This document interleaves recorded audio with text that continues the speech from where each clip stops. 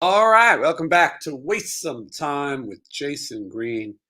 I am Jason Green, and it's Wednesday. We got a good show in store for you. Stevie Rachelle of the band TUFF and the website Metal Sludge will be stopping by in a little bit. We'll talk about what he's been up to. He's certainly living life. We're going to talk about all the new things that are happening with this channel because there's a lot of new stuff. I've had some time to do some work. And so that's, and as Dr. Now says, you got to do the work. And so all those things are going to be talked about.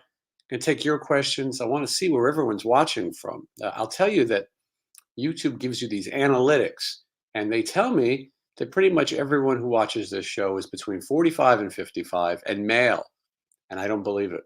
I don't believe that these analytics are correct. Some people choose to specify and not specify their gender. Maybe that's the case. I don't know, but something's wrong. Anyway, I'm going to tell you about where I've been, what I've been up to, all that and more right after this. Just wanna waste some time with you. Sometimes it seems too good to be true. Nobody out there can waste time with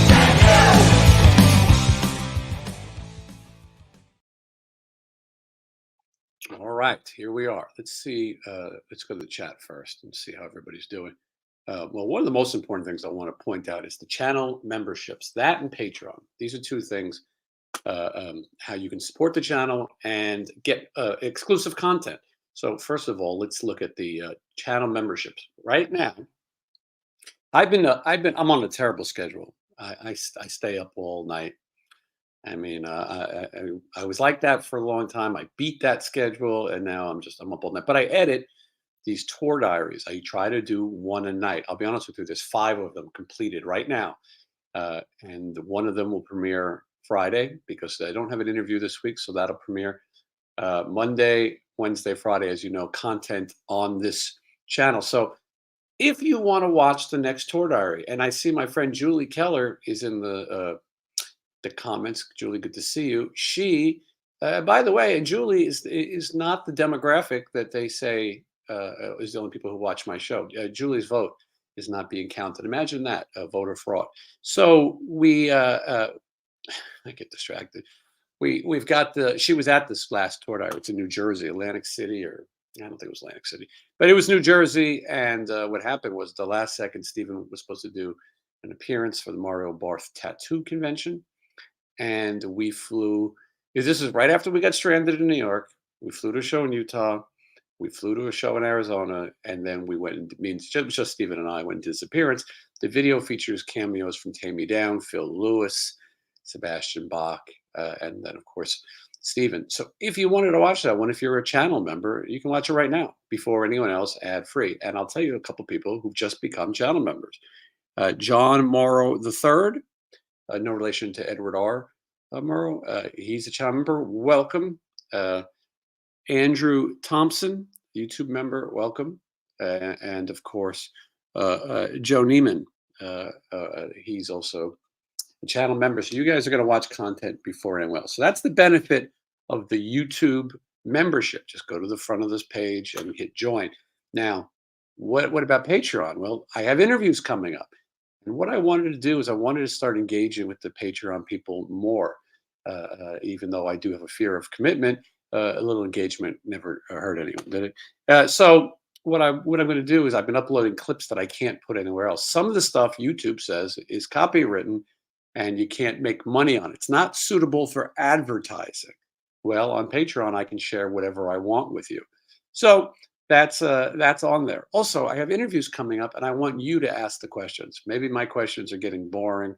Maybe you guys know how to do it better than me. Well, go to Patreon. That link is in the description. Sign up, and I'm going to put a message out for questions. Next week, I'm interviewing Julia from Vixen, and she's she's married to Richie Kotzen. She has a new single out. She's the bass player of Vixen. Anyway, maybe you want to know more about her. Well, go become a Patreon and ask the questions. Also, Calico Cooper will be on the show. She is a member of the band Bisto Blanco, and of course, she is the daughter of the great Alice Cooper. What is it like having Alice Cooper for a father? What were Halloweens like as a kid? What was Halloween like as a kid?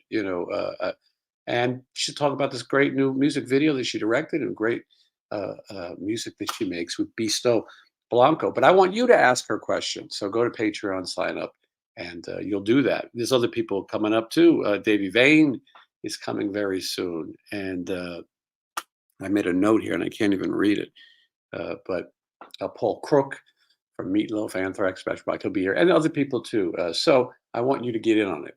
Link in the description for Patreon, channel membership on this page, and now you guys are on your way to being part of the family. Let's take a look at what's going on in the chat.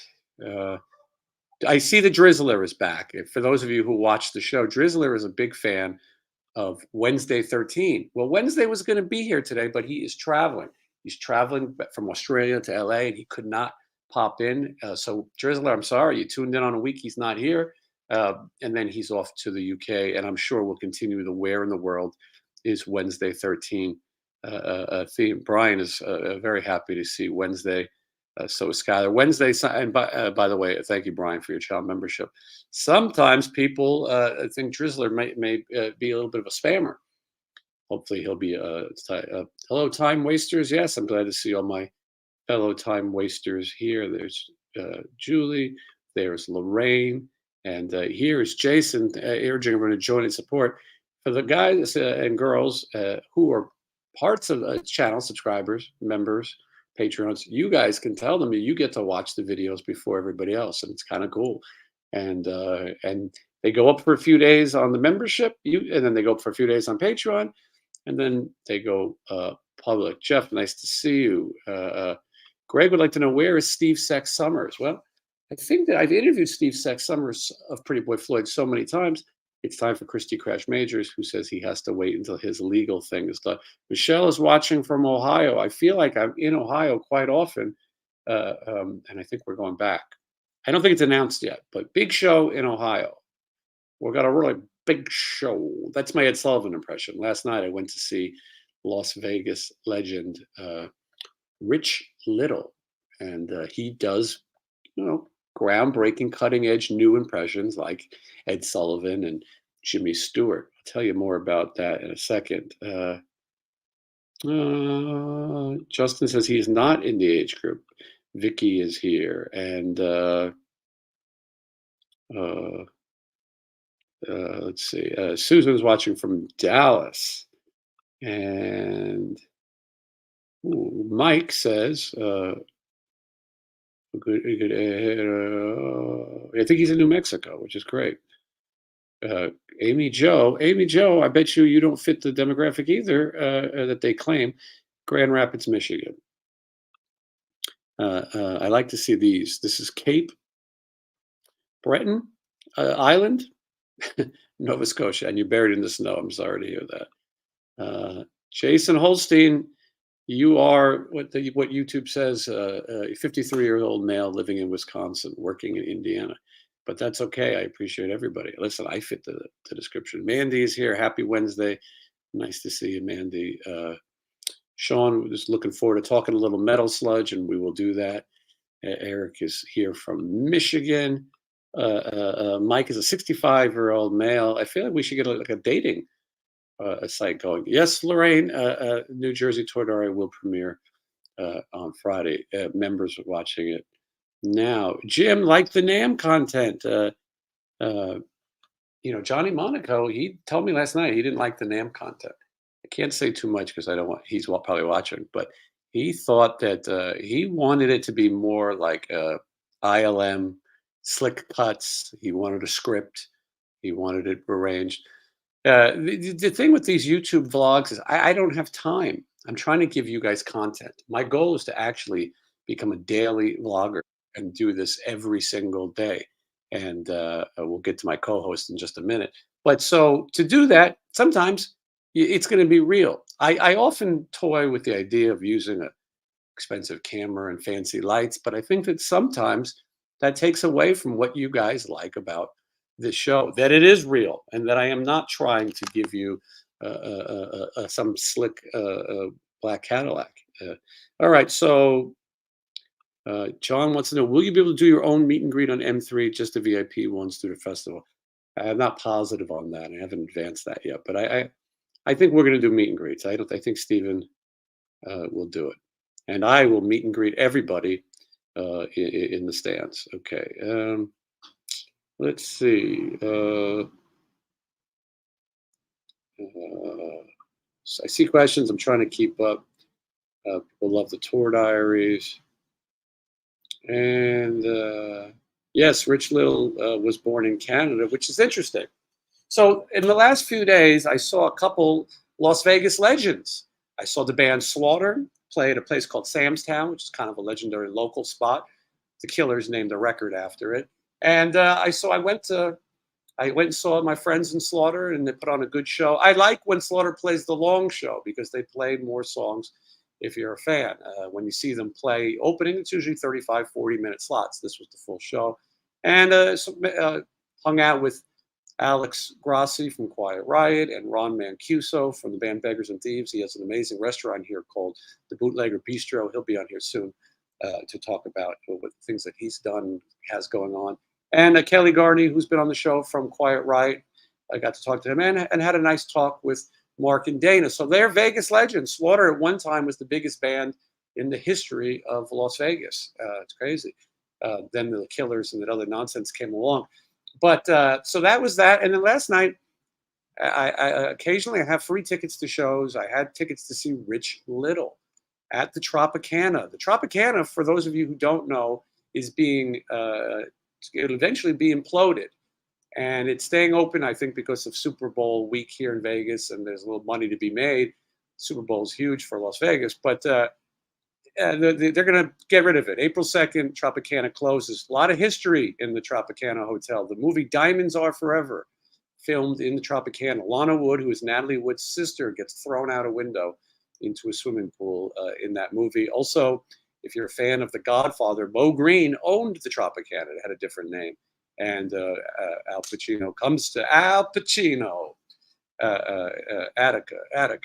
He comes to visit Mo Green at that hotel, tries to make an offer. So anyway, a lot of history. It's sad. Nothing lasts in Vegas. I think that hotel was open in 57. It will be gone, and it will make room for a baseball stadium. The Oakland Athletics will be playing. There'll be the Las Vegas Athletics playing on the corner of Las Vegas Boulevard.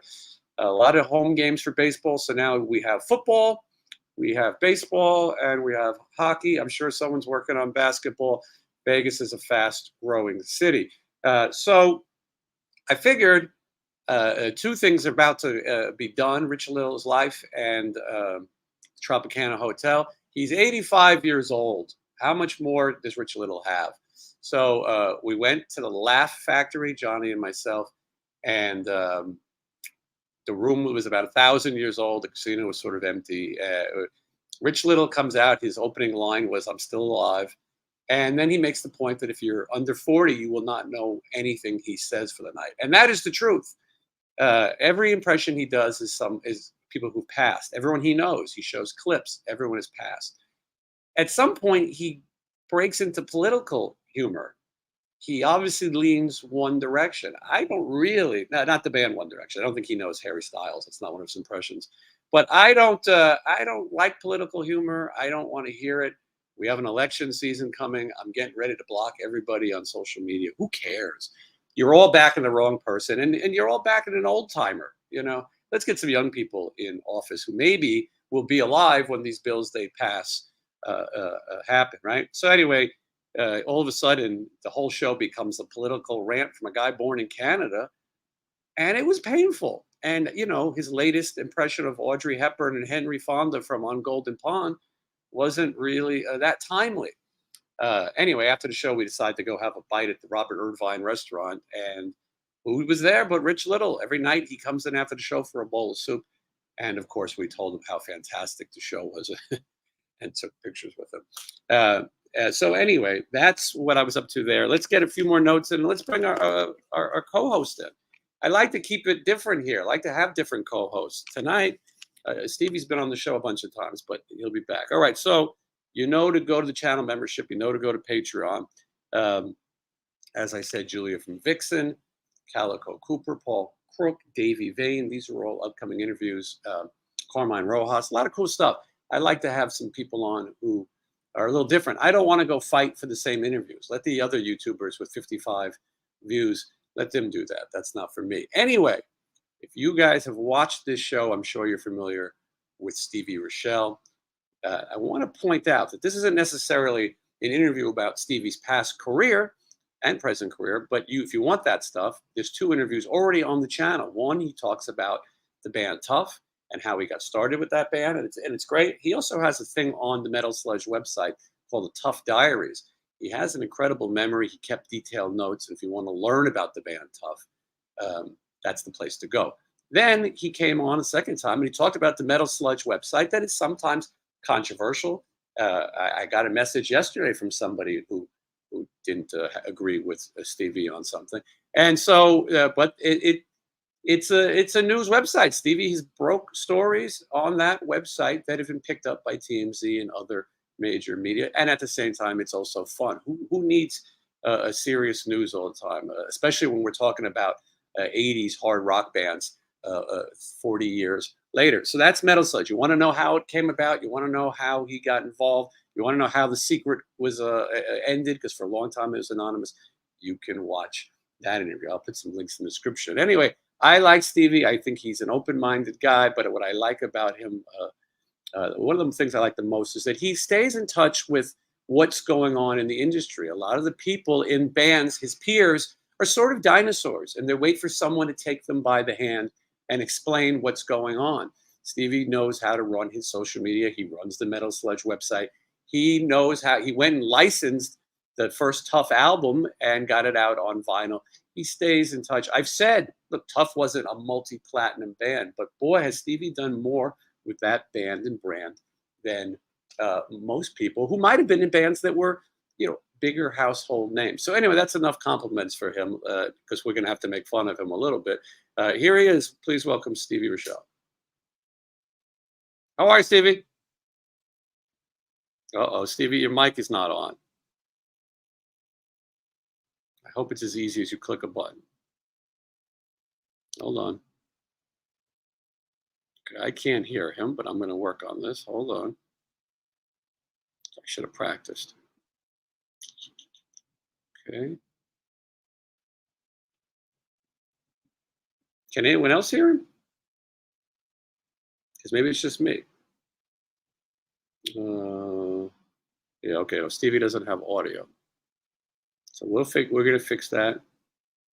And Stevie, you might have to log out and log back in. That's what I'm thinking, because it doesn't look like you're muted.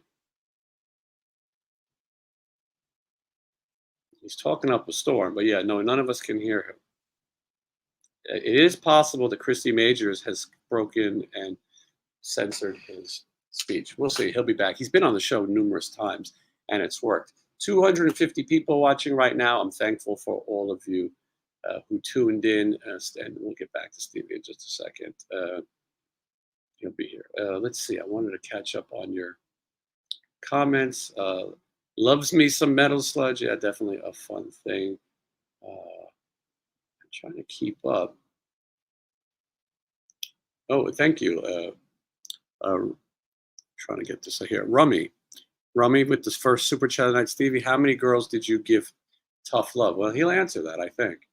But give him a little bit. Yeah, Roxy Petrucci. Yes. Roxy says she'll come on. I just never get around to it. So that's coming. It'll be.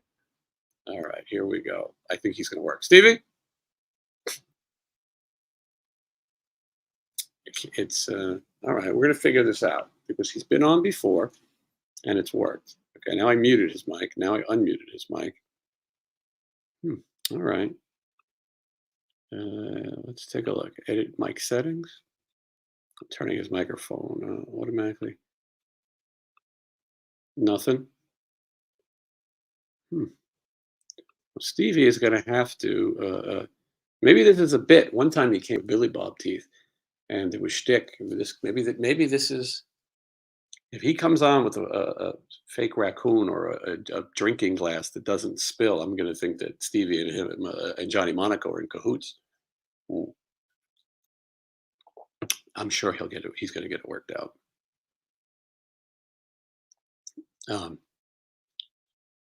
Anything, Stevie? No.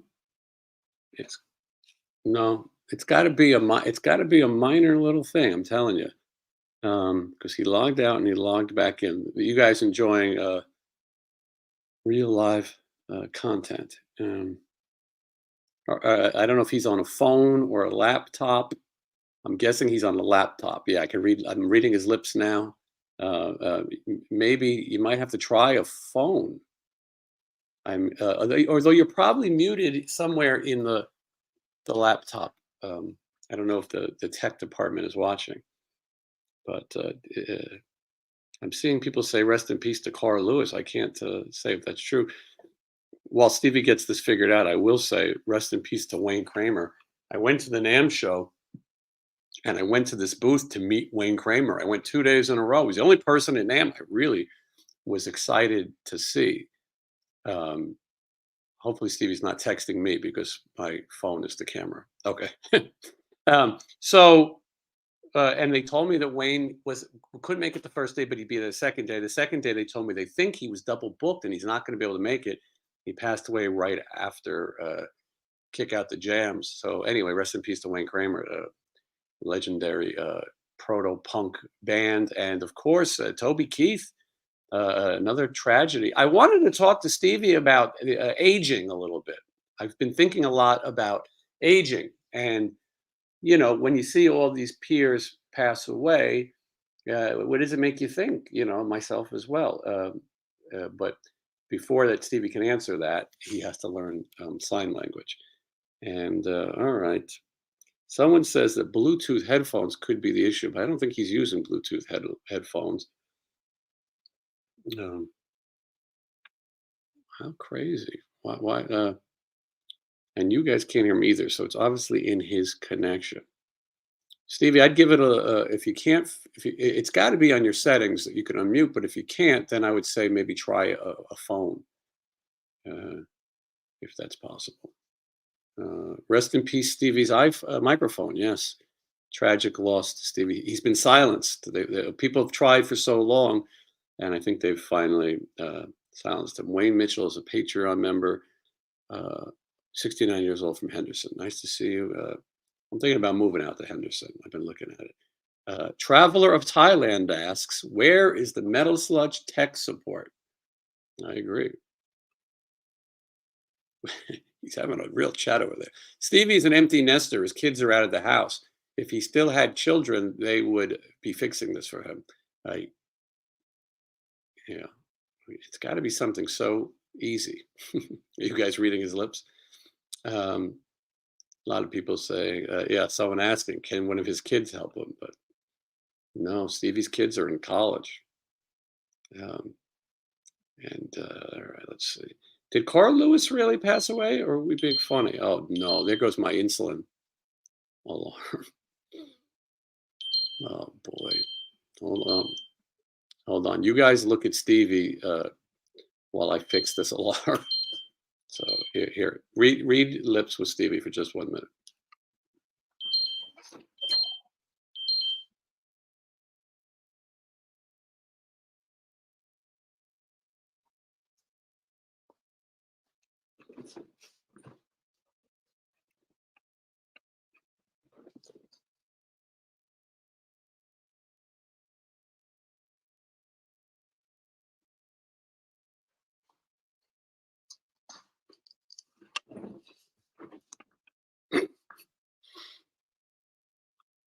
All right, ponderous, man, ponderous. This is ridiculous. It's like this is like the Uncle Floyd show. All of a sudden, between my alarm going off on my phone to tell me that my diabetes is bad, and Stevie performing as a mime this evening, we are. Yeah, it's all ponderous, ponderous. All right, let's see.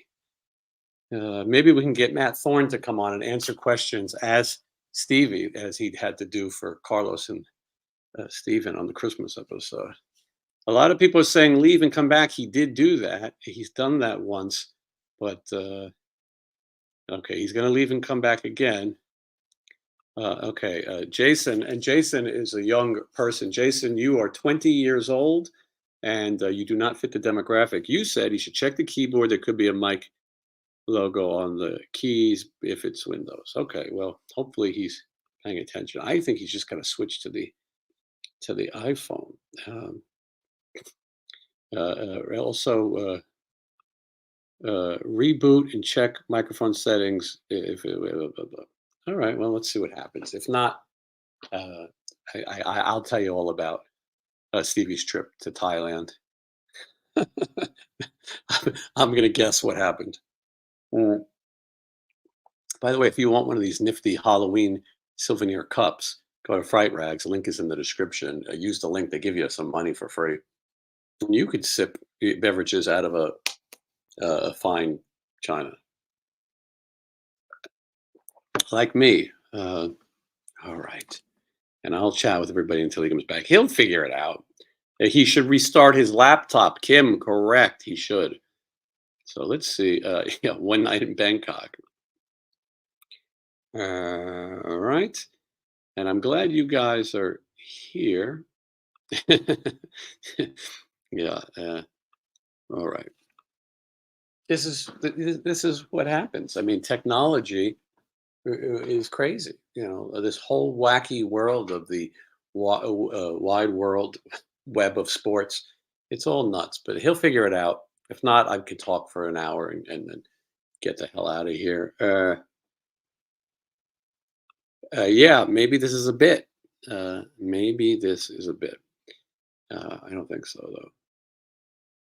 Okay, I'm trying to read everything. Listen, Stephen Piercy will be playing the 16th and 17th at the Stratosphere Hotel in Las Vegas. The debut a new show, kind of. He will play the Out of the Cellar album, but there's some other stuff brand new incorporated. Night Ranger will be there, so you're going to want to see that. Let's see if Stevie's back. Here we go. Stevie? No, this has got to be. Well, he does say he sucks at technology. Stevie, people in the audience who are much younger than us are saying maybe you need to restart your laptop or the device you're on. I think okay. He says he's gonna give it a try. So we'll figure it out. He'll be here. Yes, maybe Rich Little. Rich Little could do some of his outdated impressions. Now I'm gonna do Stevie Rachelle. Every impression he did, by the way, sounded like Rich Little. Nothing sounded. They all sound like Ed Sullivan, Jimmy Stewart, Henry Fonda, Peter Fonda, and Rich Little. All right, he'll be back. Don't worry, and we're gonna find out. We're gonna send the Geek Squad out to the valley. It was the story I was telling you guys. Stephen Piercy, yeah. So if you're in Las Vegas, I think these shows are close to selling out. 2 nights, President's Day weekend, Stratosphere Hotel. A lot of cool people are coming out. And then I'll tell you a big surprise. March 30th, Stephen Piercy at an arena in Illinois. Can't remember the city. Maybe it's Bloomington. I don't know. The Grosinger Arena, I believe it's called. The bill is Quiet Riot, Stephen Piercy, and Vince Neil of Motley Crue. And there will be a very special guest sitting in with Stephen, multi-platinum.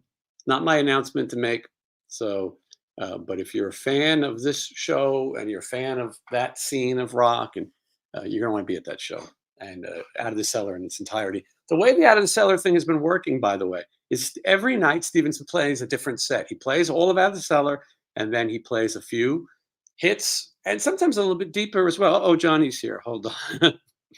Johnny, maybe I can send you the link so you can help us because this is getting ridiculous. Johnny, I'm going to send you the link. While I do that, you guys are going to have to enjoy it because, hold on. I'm going to find something for you guys to look at. All right. So there you go. Oh, look at this. I feel like a Ramones album. The only thing is I didn't want to be in the picture. So hold on.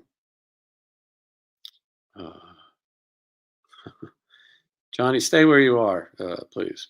And I'll and everyone just hang tight.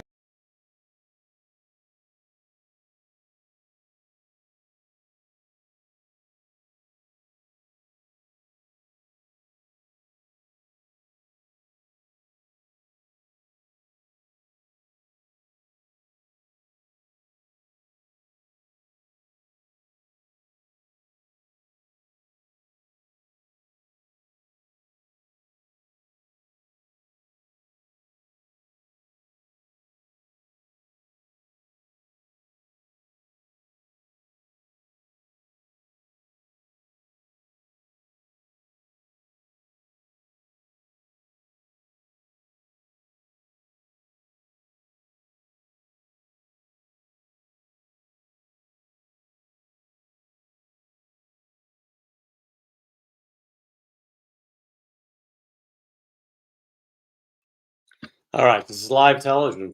I mean, this is what happens. Okay, we're going to see. All right, I believe Stevie Rachelle is here, and he's ready to do some impressions for us and tell us about his trip to Thailand. The part of Stevie Rachelle will be played by Johnny Monaco. Johnny, what the hell's happening? Your audio. I'm just kidding. Yeah, so who knew? Who knew? I mean, how is he not working for him? I don't know. I'm just waiting for the Nixon routine at any minute.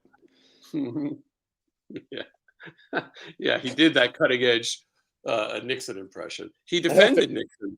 He'll get it. Well, after that hamburger last night, I decided to try to make my own. Well, Johnny, why don't you turn your phone the other way? Is that all right? What happened? How about going like that? You We want just like could this? see more. Yeah, thank you. Okay. Are you wearing gloves? Yeah. Mhm. Because when I don't, it takes like days to get the smell off my hands. I That's also what wear them when I go on dates. Yeah, Stevie says the same when he's in Thailand. No, I got this at the butcher. Wow, look at that. That's a nice looking burger. There's 2 of them in there. Because I have to go to the doctor tomorrow for a physical and have to fast. So I'm going to eat this now. And then when I wake up, I'll be, weak from dieting. When you wake up, you're going to be on your bathroom floor bloody. Is what happens? Don't say that. Sorry. I hope that doesn't happen again. I'm still traumatized from that. Yeah, no, I understand. Jason obviously is a Rich Little fan. He says, "Can you do a Jack Lemmon making burgers bit?" What I'm gonna do now? I'm gonna put the hamburger here. Got the peppercorn medley and a little bit of sea salt from the bottom of the sea. No, I don't think I could do him. I think you did it just as good as. We don't know what we saw last night. Actually, I don't want to say anything bad about it. And back up a little bit. When I said I didn't like the NAM show thing, I didn't say I didn't like it. I was just voicing, whatever we're talking. And then I knew I shouldn't have said anything. I'm like, the next thing he's gonna, he's not gonna call me. But it's like you know me, I'm crazy with the editing. I don't like doing it either, but that's just I don't know. Johnny works hard. The reason his record hasn't come out is because he's a perfectionist. He wants it a certain way, things like that. She said she found a song that'll be out soon. But I knew that I would tease Johnny about his being a perfectionist, but it wasn't that he said he didn't like the content. Johnny does. He works hard, even for an Instagram post or whatever. You might think that this potato humor just grows on trees, but Johnny just thinks it out. Well, the thing is, you're kind of right in a way, though. Like nowadays, they tell you not to spend too much time, like running stuff like that. They say just put it out, and it's true to an extent because we're watching things on phones, and sometimes there's volume, and sometimes there isn't, right, Steve? And it's a different world now, and much like Rich Little, I might be a little bit of a Renaissance man in that respect, right? I don't know. I try Picture of Rich but Little. it takes a long time. And like you said, you should put stuff out. You're supposed to do that. That's how you're supposed to do it. I'm just, crazy with that. Yeah, no, and it's understandable. And listen, I debate all the time, kind of mixing it up. NAMM wasn't the most fun experience. I thought I'd give people a raw a look at, and that's what it was. Next year it'll be different. Think it out. It was definitely a good practice to what to do. I personally, I would like to just be on camera and let somebody else. Yeah. Possibly somebody that's going to get a law degree. Yesterday, I don't know that I've expressed anything. You took me to it was very nice. I said thank you. I think, right? I thank you. Yeah. For taking me. And we were there. It's like we were sitting there watching it, and we weren't sure what was going on, and we were kind of laughing because we were laughing at the humor that he was, wielding to the people in the audience. It was kind of shocking to some of them, I think. So I thought that was funny. And we kept looking at each other, and we're on this weird date, and we're sitting there with a table, and there's someone behind us, like waiting to throw the garbage out. And, you know, there's plants in the audience, like, how little was she? You know, and it was just, but I'm glad we went. I don't go out much. You know, it was raining. It's a pain in the ass driving over there and getting, but it was fairly painless. And after seeing it though, and then seeing him walk away from the restaurant with his bag, of dinner. Let's rewind, Johnny. I think we're telling too much. That's how the night ended. But for those who don't know who Rich Little is, again, he's 85 years old. He was born in Canada. He started on the Judy Garland show. In his act, he shows clips of him on these shows that are not relevant to anyone under 75. But he talks about it. The most inappropriate laugh I had of the night is he started bragging about a sketch he did with Charlotte Rae. And I just like, he's name dropping Charlotte Rae. Most people don't know who that even is. She's Edna from The Facts of Life. But I mean, just like he's talked about her like she was, you know, Taylor Swift. So it was interesting. And so when it started, like again, Johnny and I both wanted to see the Tropicana possibly win last time, and we walked around. It's depressing. There weren't many people there. The Laugh Factory was old and dusty, much like Rich's bit. And yes, Mrs. Garrett, as Lisa points out. And so it was weird. And when he went into his political thing, it was strange. He was sort of angry, and he, you know, no two people think the same. I think if he claims to be a political satirist, which is okay, but I think if you make fun of one side, you should make fun of the other. Both of the presidential candidates, if they should be our presidential candidates, are silly people. They're both old. To say that one is older than the other is pushing it. To say that one speaks better than the other is pushing it. We got some goofy candidates that allegedly. So I think you make fun of everyone. That's the right way to do it. Why choose a side, especially if you're Canadian? Maybe you shouldn't care so much about American politics. But yeah, right. Okay, one joke. He started with this Kamala Harris laughing joke that he did 10 more times. And you know, I guess it was okay. You know, he's a sketch artist. He sketches charcoal sketches of famous people, and then during the show he talks to the sketches. And so anyway, okay, one political joke, two political jokes, but it just kept going on, and it was awkward, and the audience didn't seem to appreciate it or get it. And I think a lot of these people got free tickets and didn't even know what they're saying. And there was a lot of older people. I told my mother this morning, and she remembered Rich Little, of course. And then she had to tell, she made a good point. My mother sometimes makes good points. She said that back in the day, there weren't a million impressionists. Now there's one on every block. They all work on their act. Rich Little was the only one. So when he would guest host a Tonight Show or go on one of these famous shows, you believe that he was the best impressionist, even though they were pretty cheesy caricatures, his impressions. But my mother pointed out the other big impressionist at the time was Frank Gorshin. Oh, yeah. And the Riddler. Yeah, I forgot. I mean, we know him as the Riddler on Batman, but he did cabaret shows and he did impressions as well. So it was awkward. I mean, and you sort of felt bad for Rich, but yeah. He stood the majority of the show, and you know he does his act. He's there every Sunday through Wednesday, and so after the show, Johnny and I was trying to get some content out of this. I just didn't really know what to do, and then we saw Rich leaving, and me and Johnny thought, well, maybe we should approach him and lie to him and tell him that we enjoyed the show. I don't think he watches this channel. But he was fast. That old man was fast. And Johnny and I ran down this escalator to cut him off at the pass, to use an old John Wayne term, another washed up impression he did. And and then we decided to go check out this restaurant. There's not many things open in the Tropicana right now.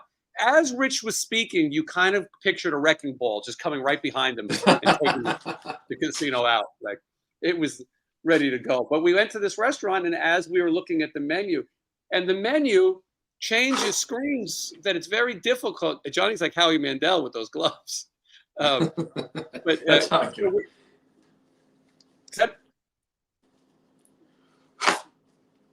All right, hold on, Johnny. Stevie Rachelle is here, the man of a man of a million voices. Let's see if Stevie has a connection. I think he does. Stevie, are you there? Can you hear me? Yes. Okay, I don't know. I'm now on my phone, and I don't know what the hell happened, but I couldn't get it to work. And like you said, I've been on here before. I've done Zoom calls. I've probably done 30 things on here. I don't know what. I rebooted. I went into Firefox and Chrome dump and all kinds of stuff. I can't get volume, and I went into the audio and everything. Here I am. Well, you're here. That's all that matters. Johnny, do you want to stay with us while we chat about Thailand? You guys can go ahead and do it. I just chimed in. Stay, Johnny. Stay. Just keep your camera on. We'll bring you back. Okay. All right. Okay. Thank you, Johnny. That we hyped this. I said I was the new Johnny Monaco, and I came out and threw 10 air balls in a row. They put me back on the bench. And we had to call back Johnny Monaco out of retirement while he cooks burgers. We will check in with Johnny from time to time. There he is now. Shove it up. Well, but, if the third stringer fails, you got to go back to the first string guy. Well, that's why I'm keeping Johnny close, just in case we need him. He had a great burger last night. Basically, Rich Little goes to this restaurant every night when he's done, and me and Johnny sat across from him. And it was a little sad, and Johnny actually really was moved. At the end of the night, Rich Little sort of stumbles off with a bag of food and goes home, and Johnny was emotionally attacked. But listen, the guy's 85. I think if he stopped doing comedy, he probably dropped dead. I think that this is what he does. Think about that. This is a guy that sat on Johnny Carson. I mean, he was the guest host for Johnny Carson many times. I know. I mean, he was, was one of the top, probably 5 or 10 comics of about 15 to probably 30-year stretch, from probably the late 50s to into the late 70s to the 80s, maybe a little early 80s, I guess. Yeah, and I grew up more in the 80s, but watching him, he would pop up on all the shows, Johnny Carson when it was Jay Leno and right. Regis or whatever. He was always on the circuit, and he built this brand, and I think he wants to keep that Rich Little brand going. But anyway, that's enough about Rich Little for now. Luckily, Johnny was here to have that conversation. People were having all kinds of good questions. I want to point out a few things. Let's do a few plugs first. Right. If you guys want your chance to see TUFF, well, you got a few opportunities coming up. A lot of people in the audience said they're from Ohio. Well, you're going to get to see Stevie in Ohio. Stevie, what are the dates in Ohio? We're playing the 23rd and the 24th, and basically greater Cleveland area. Technically, we're going to be in Sandusky. It's called the Rock and Ranch Saloon. Sounds like probably exactly what you'd expect. That's a free show. Friday, February 3rd at the North Rock and Ranch Saloon in Sandusky, Ohio. And on Saturday, the 24th, we'll be at Slim and Chubby's in Strongsville, which, I guess that's like being, suburb outside of Los Angeles. You're playing in the Valley or something, That's Chad Stewart and Danny Nordahl, right? Slim and Chubby. Exactly. And I think Chad's from actually not very far from there, from Ohio. So we played there before as well. I'm pretty sure that's a free entry. It's your typical bar band kind of setting. And we double up the bill. We'll have a couple of openers. And Billy Morris, who's from that area, he's a big shot around there with his band. So what we'll do is there'll be a couple openers. TUFF will do a set. And then Billy Morris and the Sunset Strip close. And they do all kinds of covers. you know, everything from Bon Jovi to Poison to Kiss and Eddie Money and all that kind of stuff. Judas Priest, Motley Crue. So it'll be a fun. It's a little warm up weekend for us. I don't know how warm up we'll get considering we're going to be in northeastern Ohio. You know, in the middle of end of February, it's probably going to be pretty cold. But it's our warm up for the Monsters of Rock cruise, which will set sail the following week.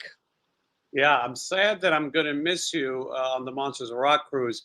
We're going on a thing called the 80s cruise, Right. featuring hair metal legends, Stephen Pearcy, Sebastian Bach, Debbie Gibson, and 38 Special, Ray Parker Jr. How could I forget? Right. And so it's the same exact days. What a strange way. These guys who book cruises, wouldn't they look to see who else? And look, this 80s cruise is sold out. I think more people are there to have the 80s experience than they actually are there to see the bands. They have MTV VJs hosting it. I'd like to say that I think, and my video tour diary of the cruise really helped open some eyes to people who hadn't done it. Also, after the pandemic, people were scared to go on cruises. Right. And they saw my video and they saw that it was safe for the most part and how fun it is that you get to interact with everybody.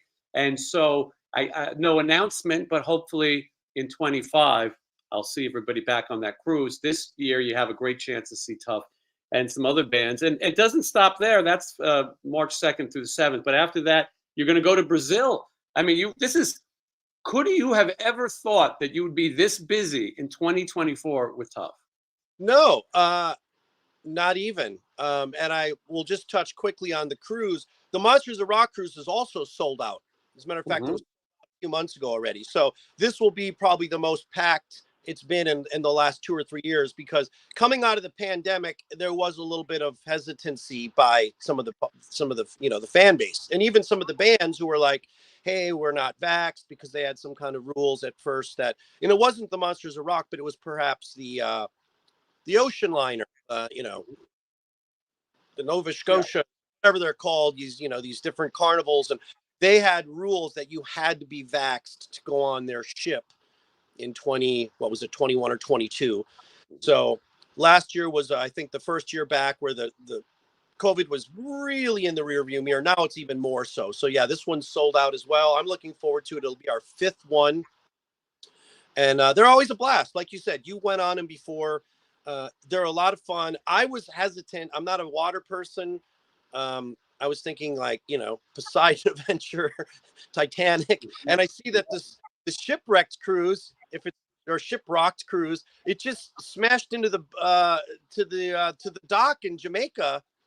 And they said there was a hole in the boat, and some of the people were left on shore, and they had to take the boat away from the dock because the waves were so bad. So a bunch of stuff. And I'm paraphrasing here, but it's on a bunch of the sites that the ship smashed into the shore, into the dock, and there was possible damage, and people were like, what are we going to do? So everybody was sitting on the beach in Jamaica waiting for the ship to come back. It sounded terrible. Right. We're going to get to a lot of Stevie's questions for Stevie, because I see a lot of people asking them. And then also there are some people who have questions for Johnny. We'll check in right now. Johnny, how's it coming? Okay. Yeah, where are we at now? And are we in the oven? No, I'm using this pan technique. I have the of glove. Mm-hmm. And what I do is I put it on a high flame with butter, and then I'll get this out of here. Oh boy, it's the only problem when you wear the of glove. It gives you butterfingers. So I have another tool for that. So basically, I think we all froze. Oh, can you see that? I think we're all frozen. Well, it's on my end, I think. So maybe the audience can still see. Oh, huh. Well, that's where I'm at with that. And then I cover this up.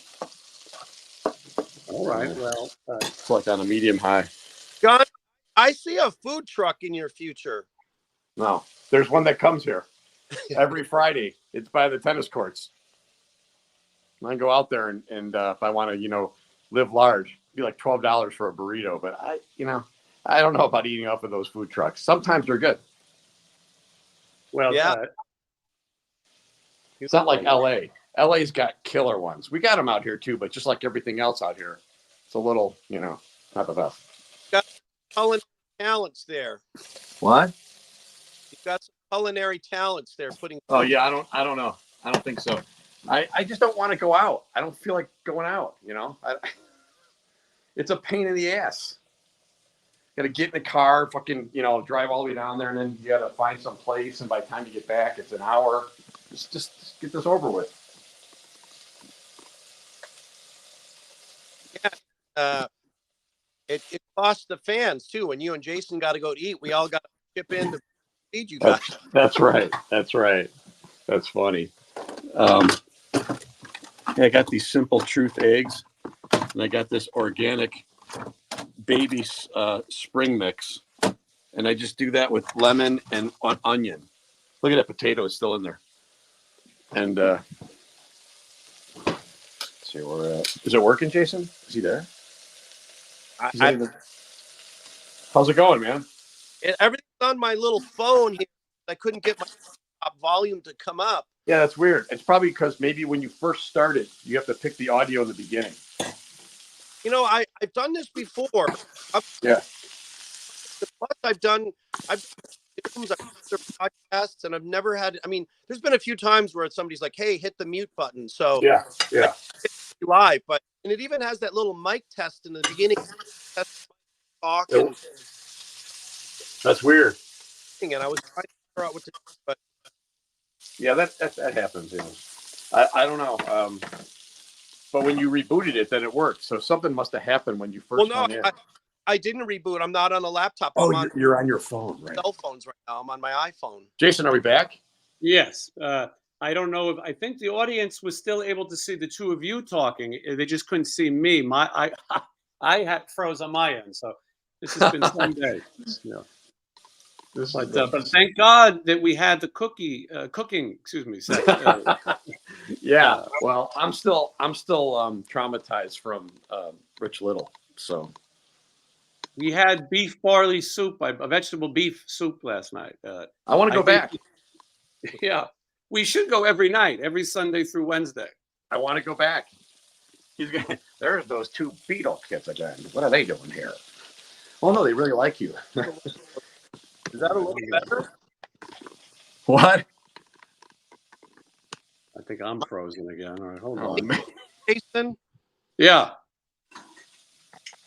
Everybody hold tight. I'm going to fix it. Oh, man.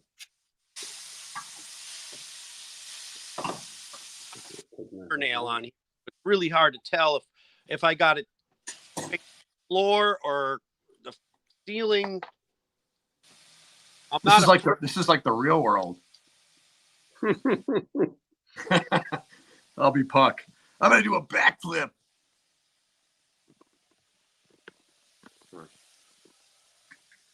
So you're basically preparing dinner for one there, Johnny? Yes, that's right. I live alone, so I'm just me tonight. Like surrogate, only different. Yeah, I mean, I'll go out sometimes. I'll like if I'm out, if I got to be out. But I don't like cooking because nothing I make is great. It's just I don't, it's out of necessity. Now I 4 windows. We got anything else coming on, Jason? Hold on. It's really going off the rails. All right. Now I'm on a phone as well. Oh, so you had a problem with your computer too? Yes, laptop. I think that Rich Little got word of it and it's hacked us. Is there something you could do with the lines? Cross the lines. Put a little something. Unplug the red wire. Now I'm going to restart my laptop. This has never happened. This is the problem with live television. Those two Beetle kids, they're up to something. Well, that was the strangest thing. When Rich Little looked at us, he must have been thinking like, where did they come from? He was waiting for the old one guy gets on his knees, the other guy pushes him over. He thought that we were going to hit him in the stomach and say, "What's the frequency, Kenneth?" Well, he thought that other comedian was trying to kill him. Remember, he was talking about it on the show. I might have been asleep at that point. No, you were there when he was tearing up the set and he attacked him. Oh, And yeah, it was Dick Shawn. He was talking about this guy like he was a relevant person, Dick Shawn. that was great. I will point out that there's 300 people watching right now, which is fantastic, and everyone is going to go pick up some TUFF merchandise. Stevie, where do they go to do that? I was saying if we gotta have some questions, so let them rip. But yeah, I mean, you can go to the Metal Sludge site or there, or go to tuffcds.com, and I'm loaded. Whether you want, if it's a little chilly out, I'm sporting one of the TUFF hoodies here. You got the Sludge beanies, got beanies, hoodies, t-shirts, vinyl. The store is full. I'm ready. Everybody can go and check that out. Stevie, tell me about Fist First on vinyl. Well, obviously, I made that announcement a couple of months ago. It's been mastered. The artwork's done, and it's in its final stages. As a matter of fact, I got a message from my manufacturer. Rich Little is also in his final stages. It's going to be ready to pick up for me probably within the next 10 to 15 days. So I originally said March, and as you mentioned earlier, goes issue.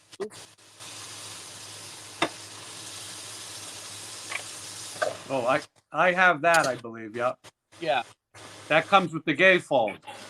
A gatefold. All right, hold on.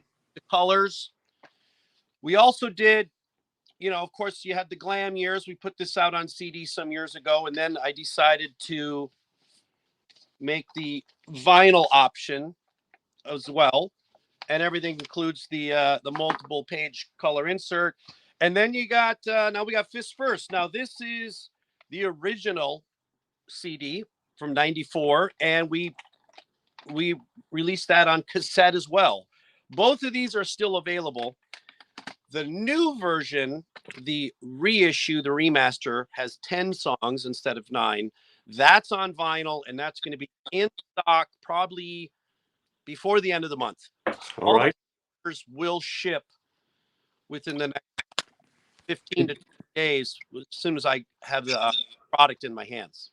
All right, Stevie. Did I lose you, Jason? Nope. Okay. Well, You're fine. So I guess I'm hosting the show. Yep. You went from co-host to host. So everybody, just so you know, this is the Waste Some Time with Jason Green show, starring Jason Green and co-starring Johnny Monaco. And today it's co-starring me. All right, hold on. Now I'm hearing. I know. I'm trying to get. All right. Everybody that's watching got to be thinking we are. All right. I think you've done dozens of times without any problem. Yeah, I think it's you. Yeah, I was going to say. I think it's me. All right. Hold on. How do I? Oh, that's annoying. Hold on. Get a little good beat out of that thing. I should have only made one. I don't know why I made two.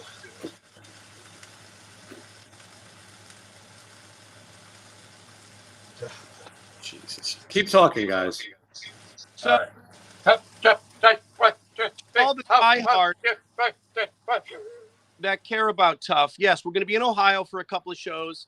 We'll be on the cruise, and then I will be flying down to Brazil on March 12th, and I'll be there for about a little under 2 weeks for 4 shows, including 3 of which will be with Crazy Licks in Belo Horizonte. I think that's how you say it, Curitiba, and Sao Paulo.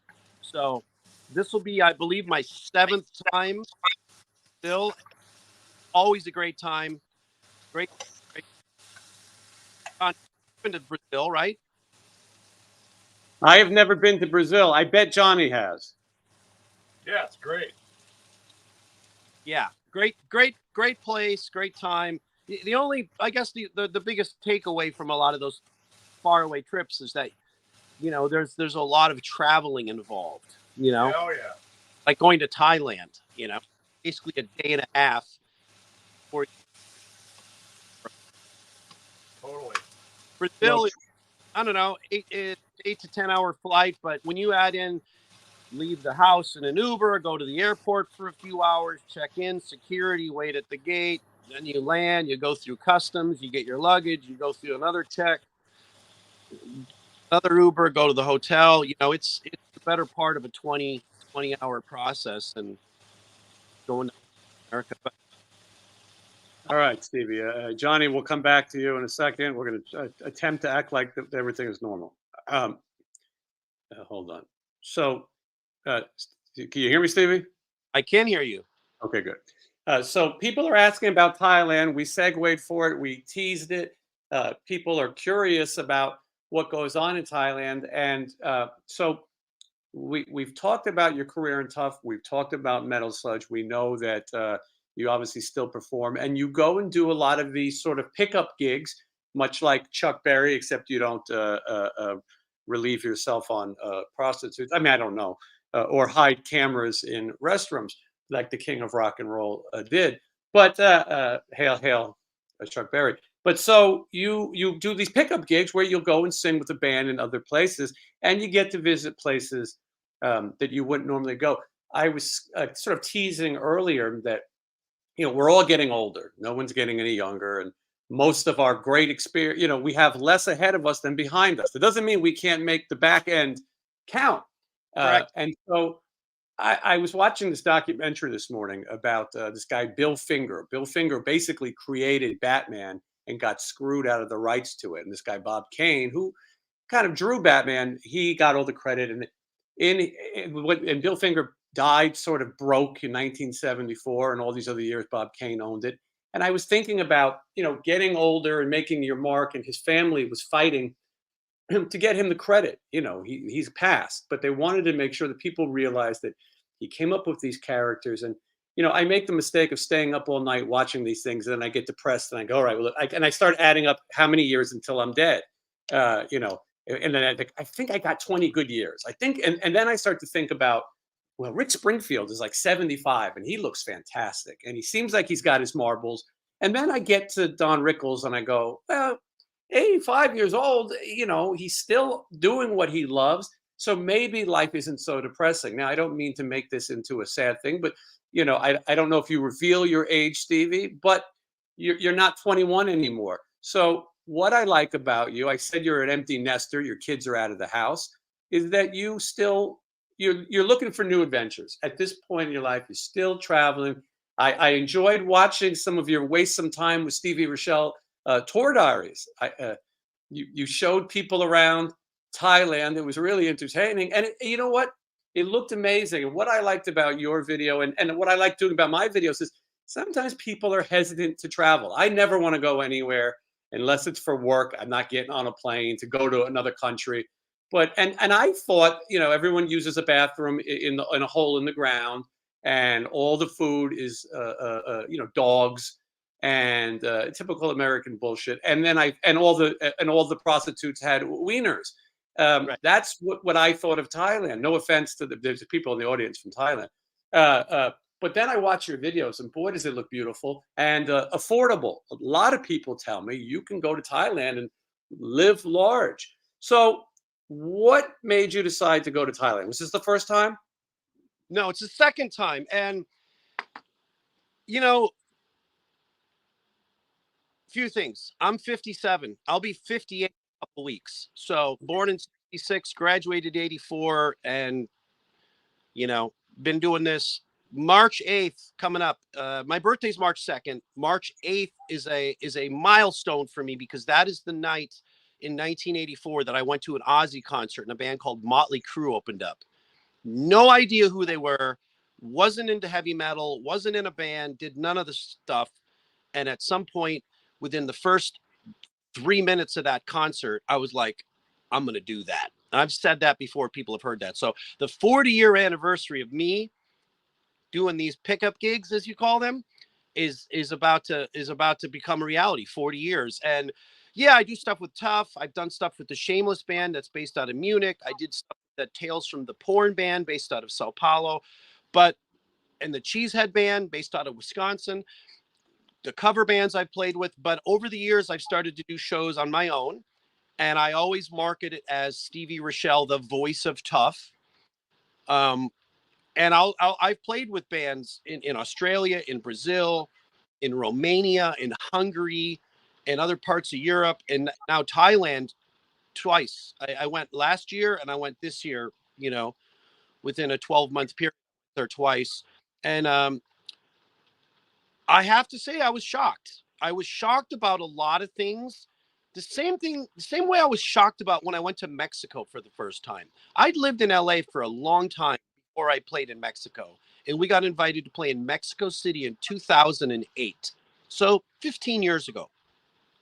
And we flew in, landed, and then we got picked up in an Escalade and we're driving to the hotel. And I was like, this looks like New York City. I mean, Mexico City is the second biggest metropolis on the planet behind Tokyo. I think it's like 20, 25 million people there.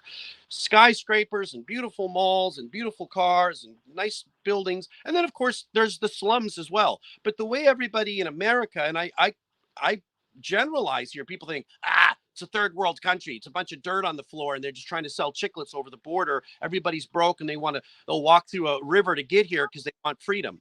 Yeah, a lot of people want to come here for a better opportunity, but Mexico is not just dirt floors. It's not a third world country. Maybe they don't have all the infrastructure that we do from coast to coast, from north to south, east to west, but there are aspects of Mexico that are beautiful and very similar to, you go to the Beverly Center in Beverly Hills, California, you leave and you go 2 blocks and you see more homeless encampments than you can fathom. And you think, well, how is that? These people were shopping in there for fancy clothing and handbags, and outside there's a guy living in a blue tarp using a Weber grill on the corner of La Brea and 3rd. Mhm. So Thailand's got a lot of amazing stuff, and there's beauty in it, but there's also, there's, like you said, there's going to be some there's some third world aspects at some point. Mhm. Did you ever feel like you're in danger? No, never. In any of my travels, I look at it like this, it's just common sense. Um, Obviously I'm a big guy. I'm not a small, frail dude. I'm 6'2", 215. If you're a blonde woman, 105 pounds, you probably shouldn't be walking around the street at 3 a.m. You know, um, but over there, it's it's it's it's beyond words. I mean, like, I did those videos so people could see, and I walked out of my hotel at 2 a.m. and it was like I thought I was on Hollywood Boulevard at 2 p.m. on a Saturday. It was just thumping. There's food, there's people, there's clubs, there's restaurants, there's Thai fights going on in clubs. There's, like you said, hookers galore.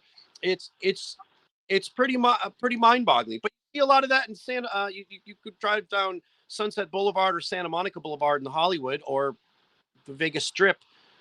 You're going to see a lot of crazy stuff there as well. Whether it's street performers, dancing, juggling, people selling drugs, restaurants. So you played with the band. What's the name of the band that you sat in with? I played with 2 bands this time, and I played with 2 bands last time. So in Bangkok, I played at a place called the Rock Pub. Rock Pub is basically the Whiskey A Go Go of Bangkok. It's been there for almost 40 years. It's a very popular club. And when I looked into it, when I first started doing this research a couple years ago, I came to the realization that this was the place to go. People said, hey, check this out. And I looked at their past calendar. They had Loudness there, or a pet. Tom Morello from Rage Against the Machine hung out and got up and jammed with people. So it became clear pretty quickly that this was a place that some national and international artists had played at. And I reached out and said, hey, this is who I am. This is the deal. Can I play with somebody? And the guy said, yeah, I got an 80s tribute band. And then when he told me who it was, I just started using Facebook and YouTube, and I was like, okay, here they are playing Guns N' Roses and Motley Crue and Bon Jovi, and they're adequate players. Cool, I'll play with them. And then we just figured out a song list. I said, can you learn a few TUFF songs? He said, yeah, we could learn a handful. What do you want? So I sent him videos and stuff for Good Guys We're Black and All New Generation, you know, the studio mixes, and say, these are the songs. And just as simple as that. No different than if Phil Lewis was in a club in Cincinnati right now, and there was a good solid tribute band playing, and at some point they went into rip and tear and they motioned him to come up, he might jump up there and just sing with them, you know. Mhm. Same way Kevin DeBro did with my cover band in Vegas 20 years ago. He was in the crowd, we were playing Metal Health, and he's standing in front of the stage kind of smiling at me, and I said, get up here, buddy. And Kevin jumped up and sang the song with me. The place went wild. So me getting on stage with a band in Bangkok and doing, aside from a couple TUFF songs, I'm like, hey, you know, let's do Looks That Kill. I see it on your list. Hey, let's do Another Thing Coming by Judas Priest. Let's do Round and Round by Rat. And so I'll handpick, you know, what songs I'd like to play with them. And all this is coordinated through Facebook Messenger or email for the couple months leading up to the gig.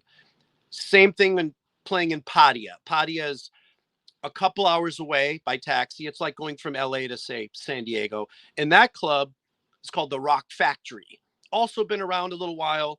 Great system, great people that work there. And I did pretty much the same thing. Went down, hung out, played with a local band. And, you know, we promoted it for a couple months. And I was happy to see that, you know, at both gigs, you know, there's people that appeared, you know, in the crowd wearing TUFF shirts, and even the people wearing the White Snake and LA Guns and Guns N' Roses shirts, you know, they were there to see me, and they were stoked. They bought shirts, they bought CDs, wanted pictures, signed vinyls, all that kind of good stuff. Another notch on the belt, you know, a couple cool You more. went to my pronunciations won't be right, but you went to Phuket. Is that how you say it? Phuket. Phuket. Yeah. Phuket. But it looks like F-it, you know, Phuket. Phuket is in the far, far south of Thailand. Thailand is kind of it's a clump like this, and there's a long, skinny little strip that hangs off it. The very bottom of that strip is an island called Phuket. So I flew there from Bangkok. You could drive it probably, I guess, but they said it's like 10 or 12 hours. So I flew, it's a 90-minute flight. And then I hung out in Phuket for 4 or 5 days by Patong Beach. It's kind of like a Venice Beach or a Daytona Beach on steroids, though. I mean, just tons of people. The weather was beautiful. Again, tons of street performers and food and reasonable hotels. Like you said, you watched some of the videos, so you remember seeing the video of me in that really beautiful entryway with the palm trees, birds chirping, right? Mhm. And then I showed the inside of my room. Like that room was $75 a night. And I mean, that villa in Hawaii would be probably $350 a night. James Bond, Man with the Golden Gun, filmed in that town, and famous scene. There's that famous rock formation in the water that everyone sees in every picture, and that was Hervé Villechaize and Roger Moore, and a lot of James Bond history took place there. So that's what I know about it. Look, people want to know, what about the chicks, Stevie? What was the chick situation like in these Thailand places? Well, the chick situation, you know, it's there for the taking. But, you know, I've had a girlfriend for the last year. So. Oh, I forgot. Stevie, I forgot. I was ready to drill you on these questions, and I forgot. Yeah. And she lets you go to Thailand by yourself? Well, nobody controls me. I do what I want. So, with all respect to the missus. So, well, this makes it even more interesting, because a lot of people said to me, why does Stevie love to go to Thailand so much? And Stevie's, oh, there you go, you're back. And I said, I think he likes to bang Thai chicks. We lost your audio. All right, I know what to do. Hold on. Where's the man of 1,000 voices? Johnny. Yep. Stevie's audio's out. Okay. He was talking about that he's in a relationship and he can't bang Thai chicks. He states that. No kidding. I think Rich Little's trying to sabotage the podcast. He definitely is. Stevie, we lost your audio if you can hear us. He'd have to exit and come back, and he's going to do that. Johnny, this is the worst show I've ever done. This is it. Two little Beetle kids. Listen, when they go on, cut the red wire. You said it best that he was going to think we were, what's the Beatle band, the comedy band? The Ruddles. The Ruddles, yeah. I'm going to take Stevie out for a second until he figures it out. I don't know what happened. Okay, hold on. He's back, but I got to take him out of the other one because he's logged into both. Jeez. Okay, hold on. There, I'm kicking the other one. And let's see. Stevie, you there? Can you hear us, Stevie? Where So good. This is really the most painful one I've ever done. You can't write this stuff. I mean, how could he? What could be happening? He's on a phone. I can see it. I'm telling you. Listen, when they open up with the introduction and the curtains open, you go in, cut the white wire. That should do something to the sound. I think, yeah. So instead of train wreck is still entertaining. Stevie's talking and we just can't hear him.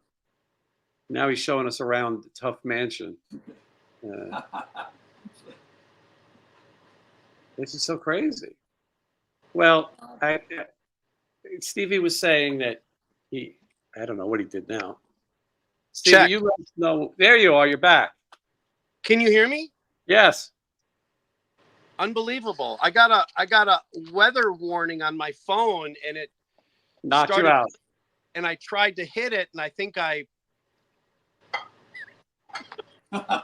You sent out an Amber Alert? Chef Monaco is getting ready for his physical in the morning, as you can see. Oh, I know. This is probably not the right thing to eat for that. All right, Johnny, I'll bring you back. So back to Thailand. Get a candlelight up, and we'll join you. Back to Thailand and chicks. Yeah, I mean, it's full of craziness. And I was hanging out with some of my buddies from Australia and a couple of my buddies from the States. And yeah, we went out to some clubs and saw some fun stuff. But you know, it's something to see. Let me tell you, to go there and I'm not just talking about seeing the women or the people on the street or the street performers or the food. There's a lot there, you know, even the homeless people and the poor. I don't want to pat myself on the back too hard, but when I go to these places, I've talked about this a little bit. I always give away money, and not that I'm, you know, sitting on a pile like, you know, some multi-millionaire rock stars, but Monaco, yeah. A 20, a 50, 100 baht, you know, 50 baht is like $1.50. You know, 100 baht or, you know, 1,000 baht, for instance, is $28. So 500 is like $14. If I give away 100 baht, that's like $3 to me. But 100 baht to a woman sitting on the side of the street with a little kid, or a man that's sitting there with, you know, his foot chopped off and he's wearing crutches, carrying crutches around. I feel for those people. I don't feel the same when I'm driving down the street in Los Angeles and I see a guy in the corner who's 35, 5'10", 200 pounds with a full beard with some dirty clothes on and says, I'll work for food. I have a family to support. I'm thinking, dude, there's work to be found. If I said, jump in the back, I got a bunch of wood I need to chop.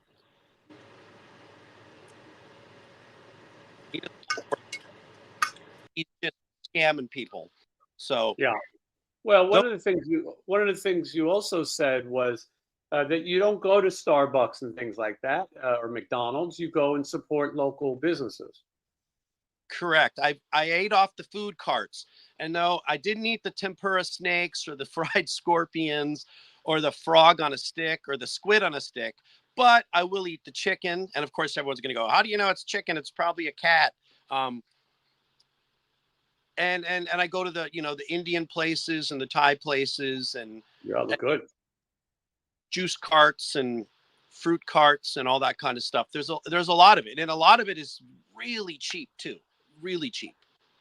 Speaking of really cheap, let's see how Johnny's coming along with his food. Johnny, how is it?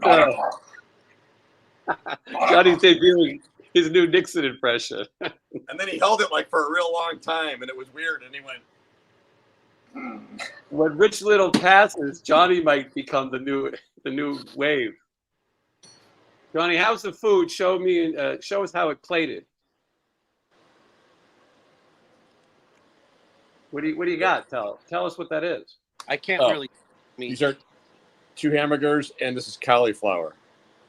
Cauliflower, okay.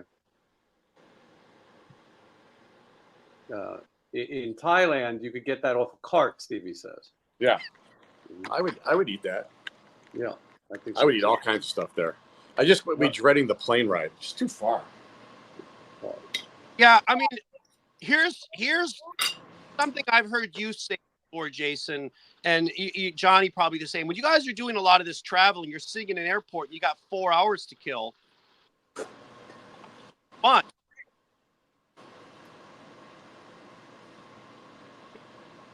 I think he's having audio.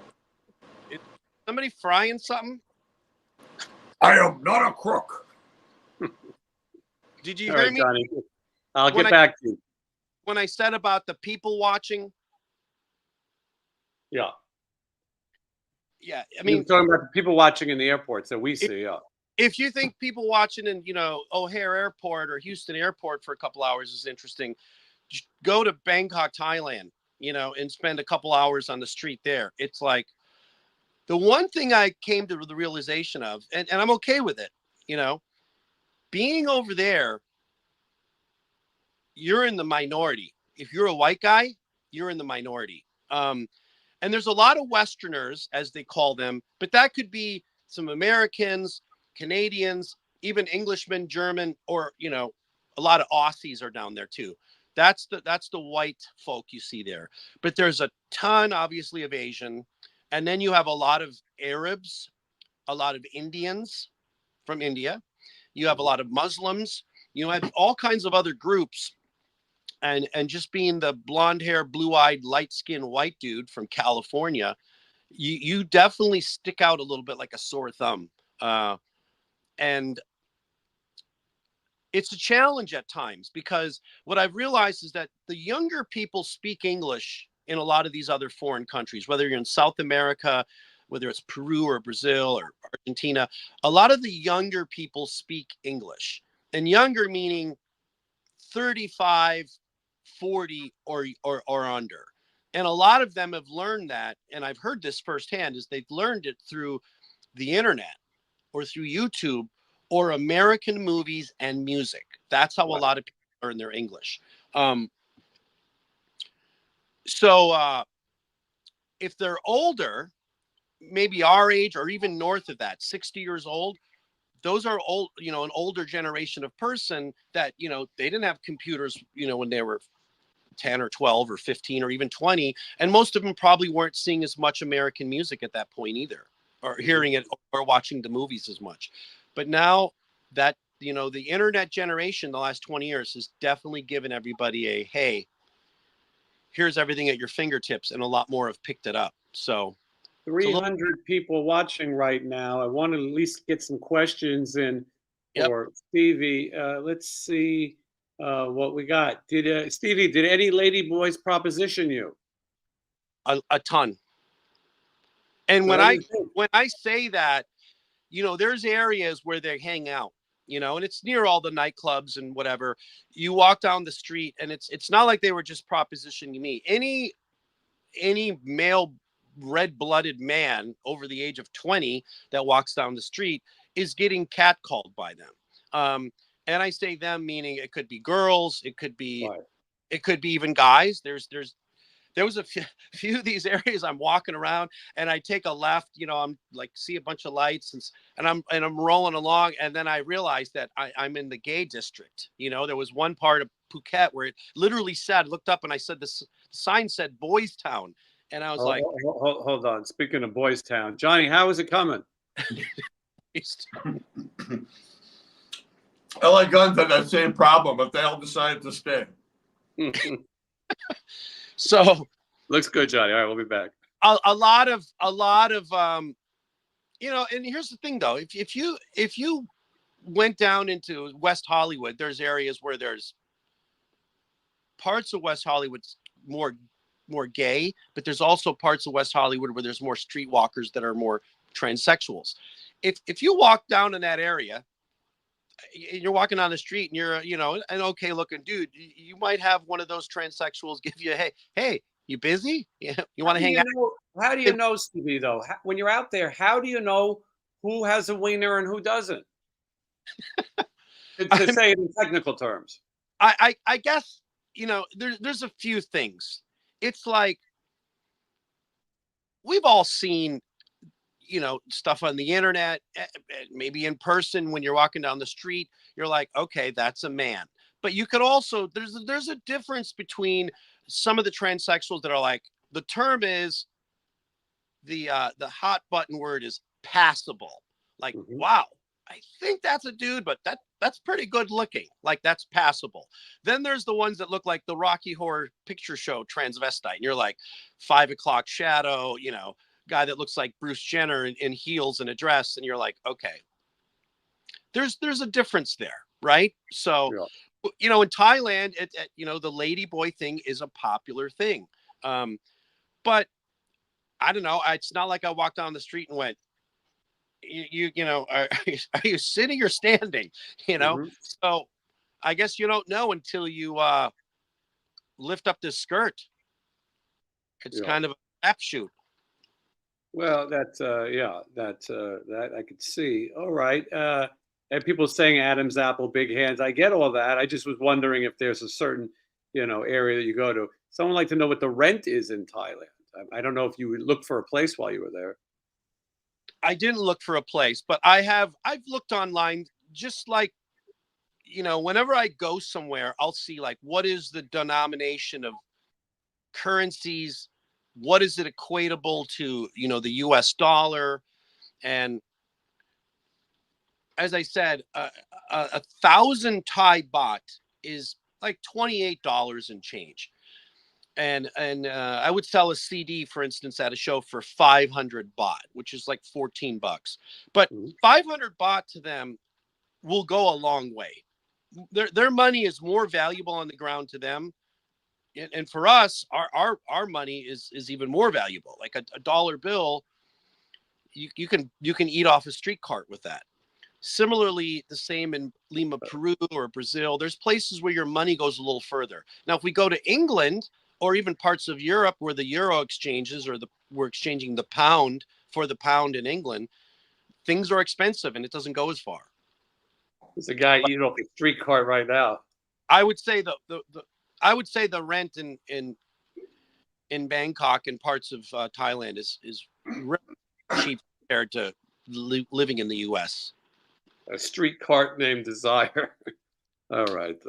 So 36 baht is $1 USD, they're saying. Yep. And I was saying it earlier. It's,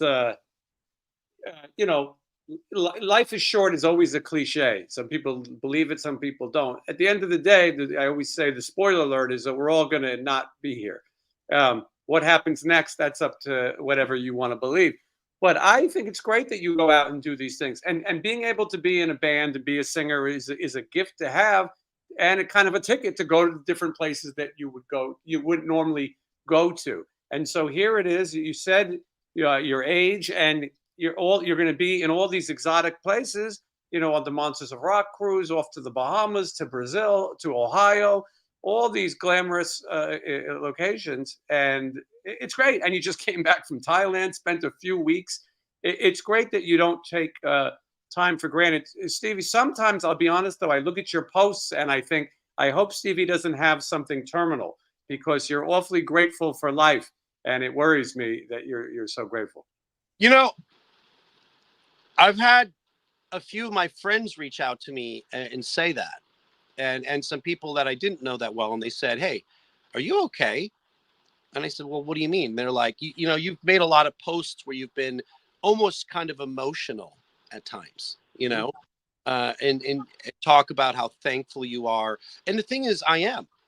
You know, when Frankie Banali was sick, I'm going to use names. When Frankie Banali was sick and he wasn't playing shows, people were talking about it for a while. And Sleaze Rocks did a couple articles about it. I didn't touch it. I knew something was wrong. But I, at one point, messaged Frankie. And I said, "Hey, man, me and Frankie became friends." And I will say that me and Frankie became friends more so after Kevin died. Now, Kevin and I knew him from way back. We met once or twice. TUFF opened up for Quiet Riot like once in the 90s, probably 30 years ago. But I didn't know him that well.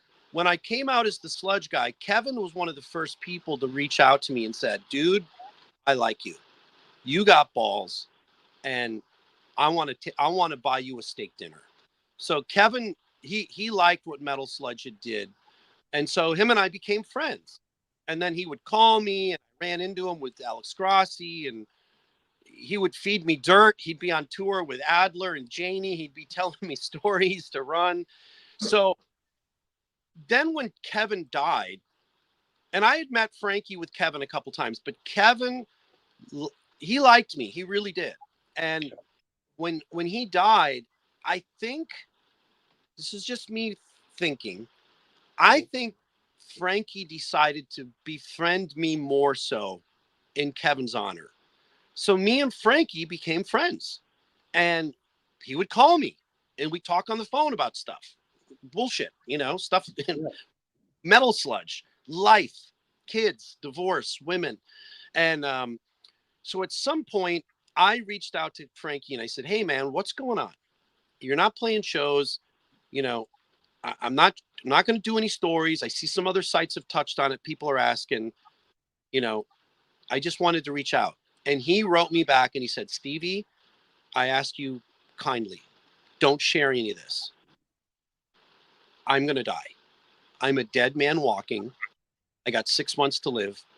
I have pancreatic cancer. Please don't tell anybody. I beg you not to share it." I said, "Done. I won't say a word." So him and I exchanged a couple of messages over the next few months. And, you know, there was a morning when I got a phone call and said Frankie died.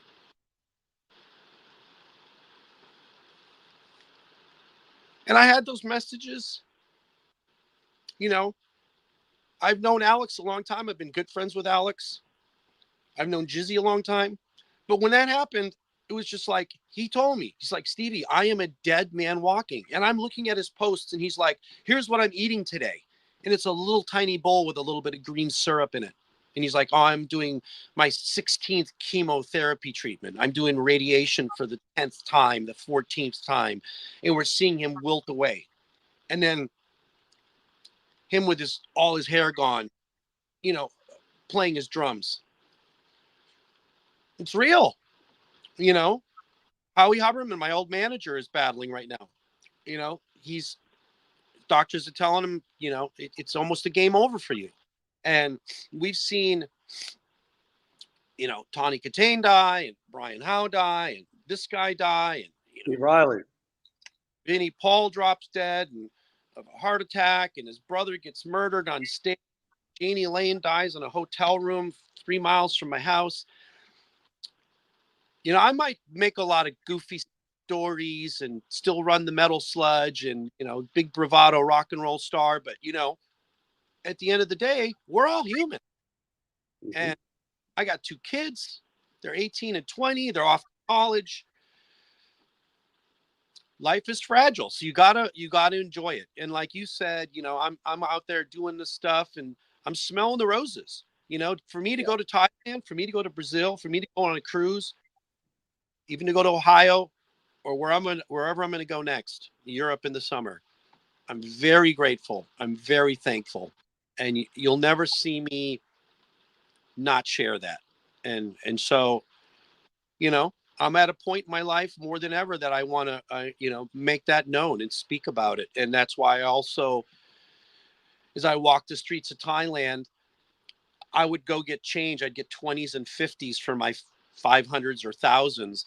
And if I'd see somebody on the side of the street that I thought needed something, I would just simply put that in their hand. And it's a very big thing that people do this a lot. They put their hands together. They're very spiritual. And I saw 6ix9ine do that for the last several years. A lot of people don't like him, you know, the rapper guy with the colored hair. But I mean, he goes around giving $100 bills and stuff to people in the ghetto. And I think that's admirable. You know, I've seen 50 Cent do it in drive-thrus at Burger King and Outburger. He's asking how many people are working there tonight. 12. And he goes through his, you know, stack of money and gives each one of them $1,000, you know, but he's got it. So Yeah. if I You know who likes to give money away is Taylor Swift. And as you know, men are very insecure about Taylor Swift, Stevie. I don't know what's happening in this world. I don't know why we hate her. She sells more football tickets than any of those football teams, and she could sell out those stadiums better than any of them. But the world is upset with her. Yeah, I think it's silly. It's no different than the people that hated on Justin Bieber or Paris Hilton or the Kardashians. You know, if it was Ozzy that was at the football game, all the metal fans would be cheering. You know, okay, Ozzy's at the Raider game, but it's not Ozzy. It's not Guns N' Roses. It's this blonde, you know, superpowered young woman who's sells out stadiums around the world and is worth $1 billion. So more power to her. I'm a fan. Yeah, I am too. You know, I don't have to listen to her records. She's harmless to me. She's not really for us. You know, it's for a different generation that she makes happy, and she seems to keep people money. But it's so funny.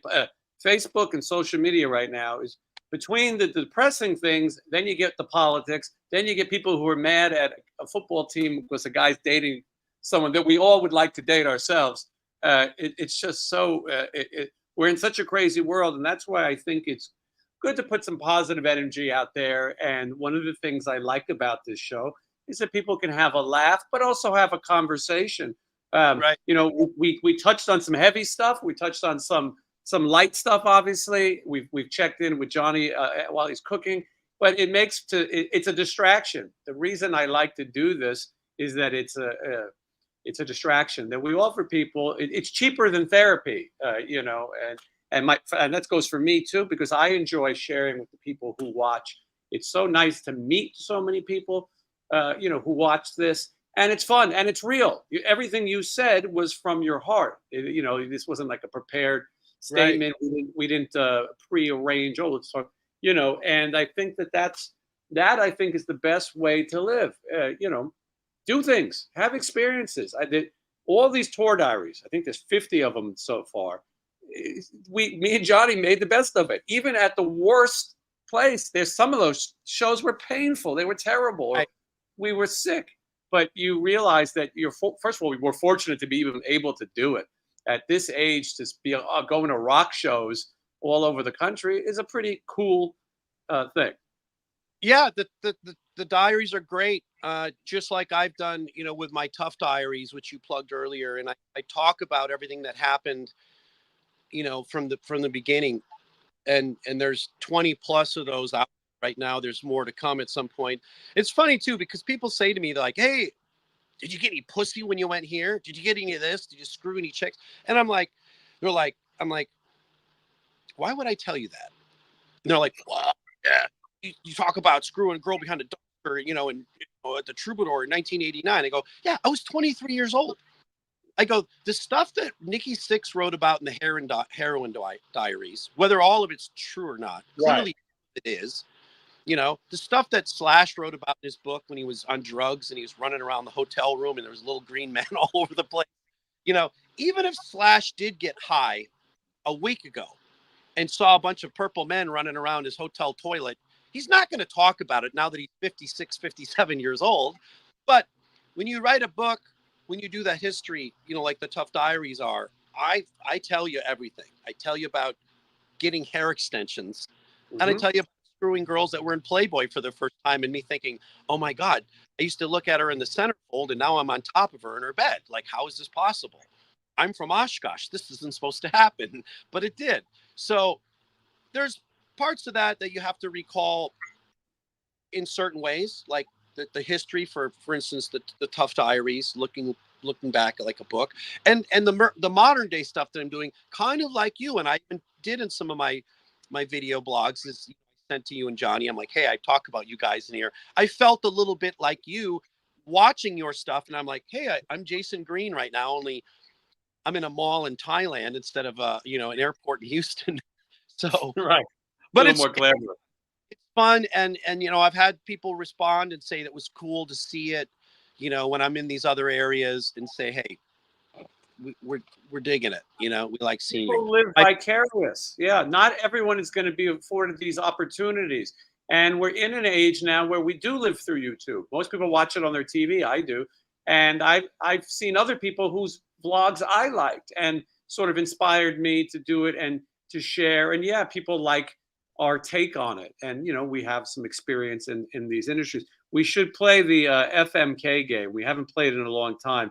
We can't actually use the words so we don't lose monetized. But you know what FMK stands for.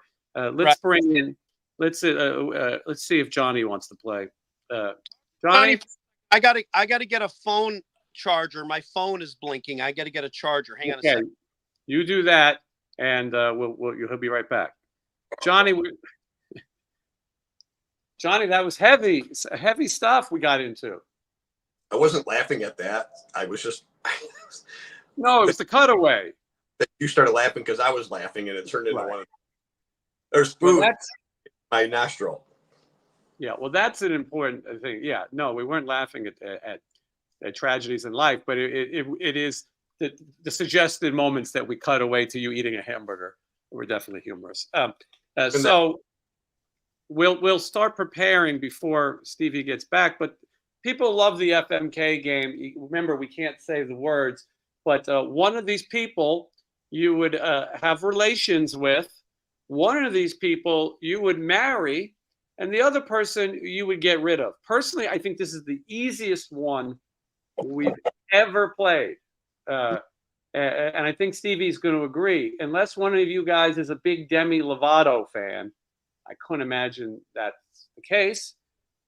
When I play this game, I look for who's got the most dough, who's the least pain in the ass to have to live with, and who's the most famous. Because I think famous people are better than regular people. So I'm going to go first, and unfortunately, I think that I'm going to answer for everybody, but maybe you guys think differently. I am going to have relations with Ariana Grande. I like her.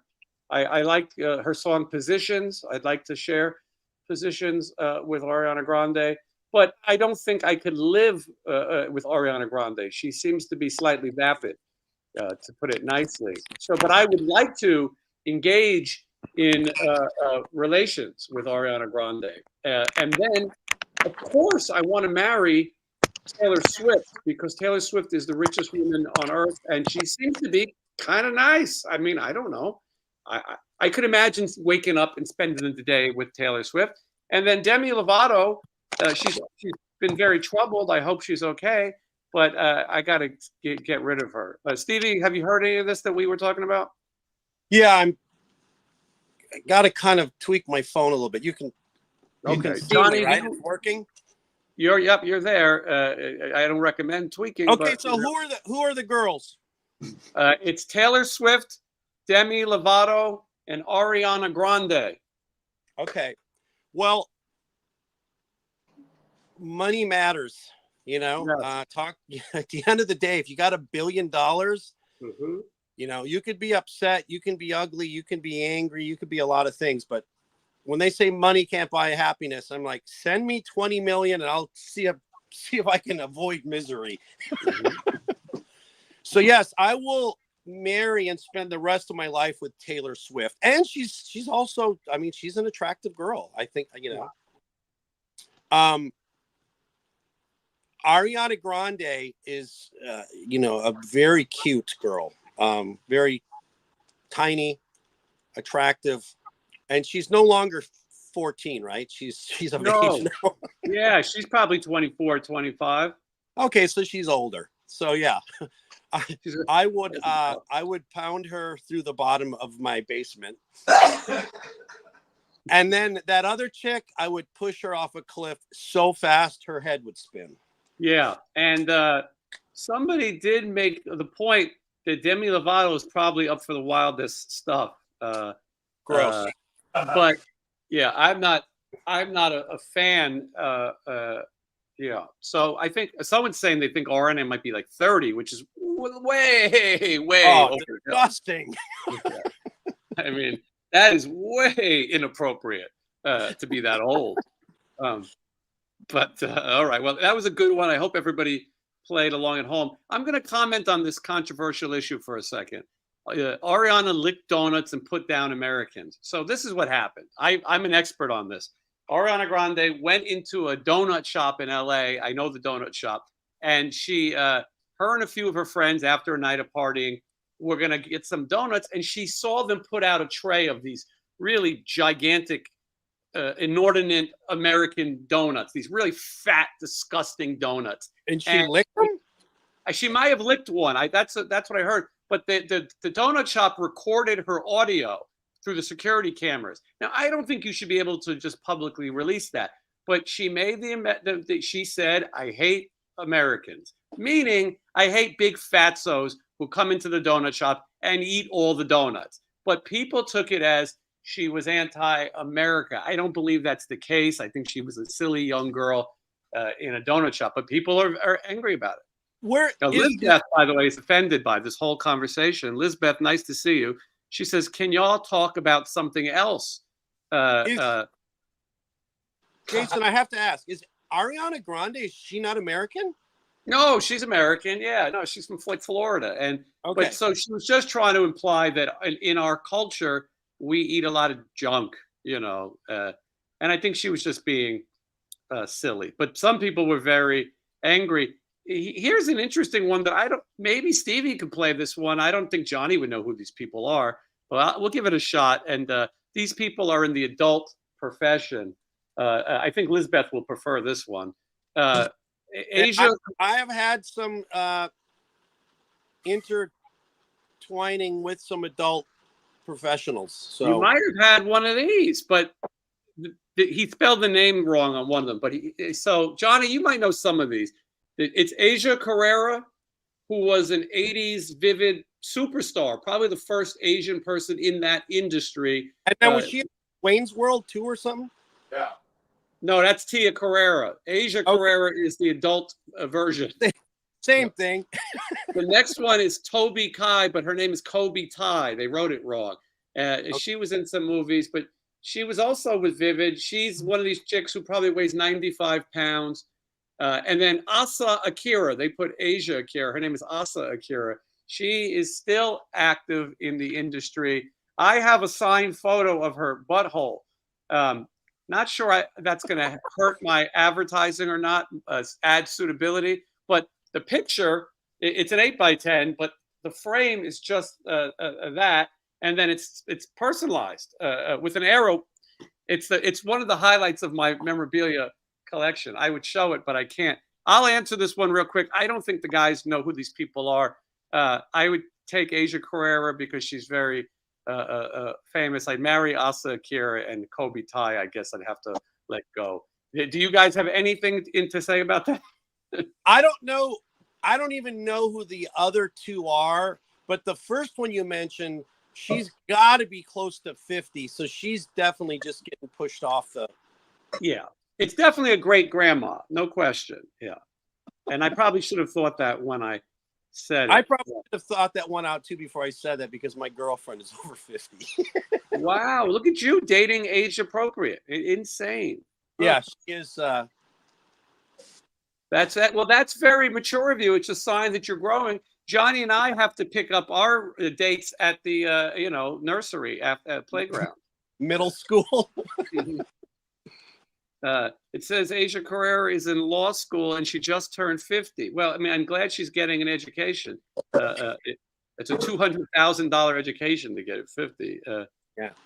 All right. Well, I'm hoping that people enjoying this, and people are saying the ladies should be playing too. Well, ladies can play along. This is an equal opportunity show. A lot of people are probably tuning in now and saying, "What happened?" Let's do this. I'm going to throw this out there right now, live, for all you women. I know where you're going. In the comments, it's F, marry or kill. You're not supposed to use the K word. You're not supposed to use the K word. I said F. I didn't say it.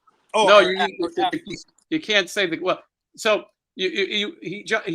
Stevie's saying have relations, get married, or get rid of. And then I think the three people he's going to say are who?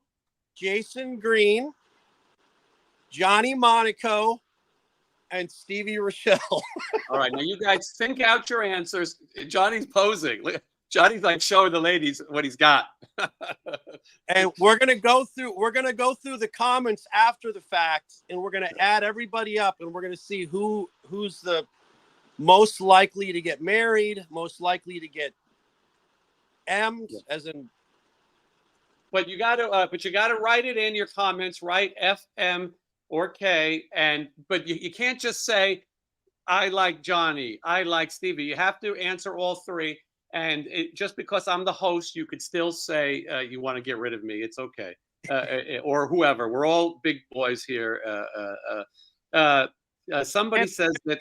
Add something like if you say I want to date Johnny because I want him to pee on me or something like that. You can add that too. So that's probably not suitable for advertising. By the way, if anyone's watching, please super chat and send tips because I have a feeling they're going to turn the money off on this one. This person says that they're very homosexual for Johnny. Which is good. And Lizbeth, who seemed offended by the whole thing, says she would marry Johnny. And David says Johnny just did the dishes, ladies. So I mean, he's doing well. Wow. So he's going to marry Johnny. That means me or you is going into the dirt. Yeah, they're saying Johnny will cook and play the guitar. Johnny's doing very well in this. Okay, so I'm trying to read everybody, but you have to pick. A lot of people are saying they're going to marry Johnny for the cooking. One person would like to see Johnny's feet before they decide. I did a little manicuring actually today. They're in tip shape right now. Wow. I think that it's unfair to me and Stevie that Johnny just cooked and cleaned. I mean, he's a catch. Okay, Mickey is going to. Mickey says she's going to F Stevie. She's going to marry. Huh? She's what? She's going to marry Johnny, and she's going to let me go. And I understand. It's wow. Everyone can have their own opinion. Thank you for playing, Mickey. I don't know if you know Johnny personally, but if you do, I understand.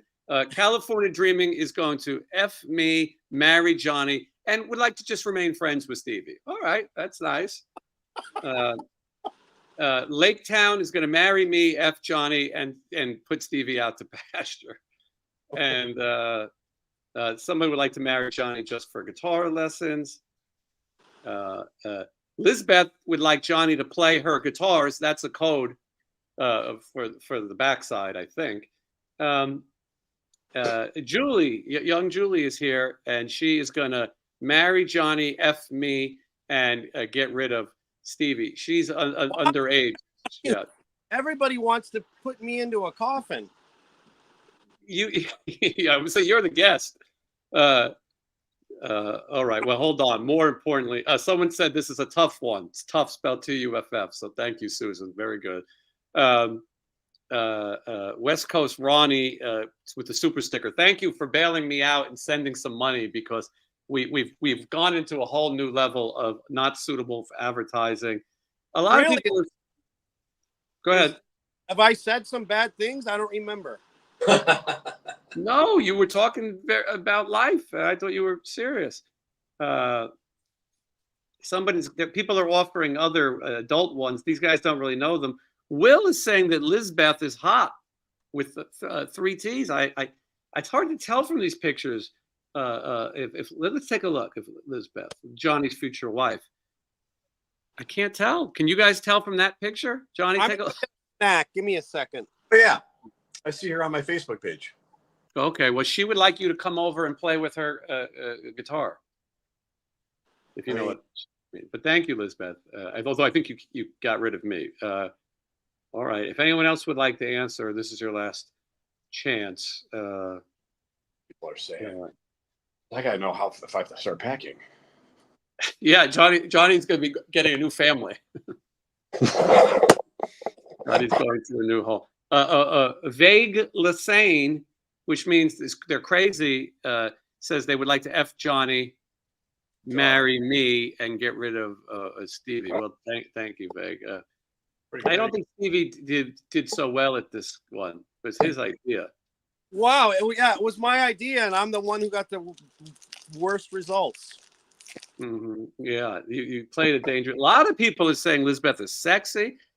Lizbeth, how old are you? I'm not sure we should be talking about your butthole if you're not at least 18.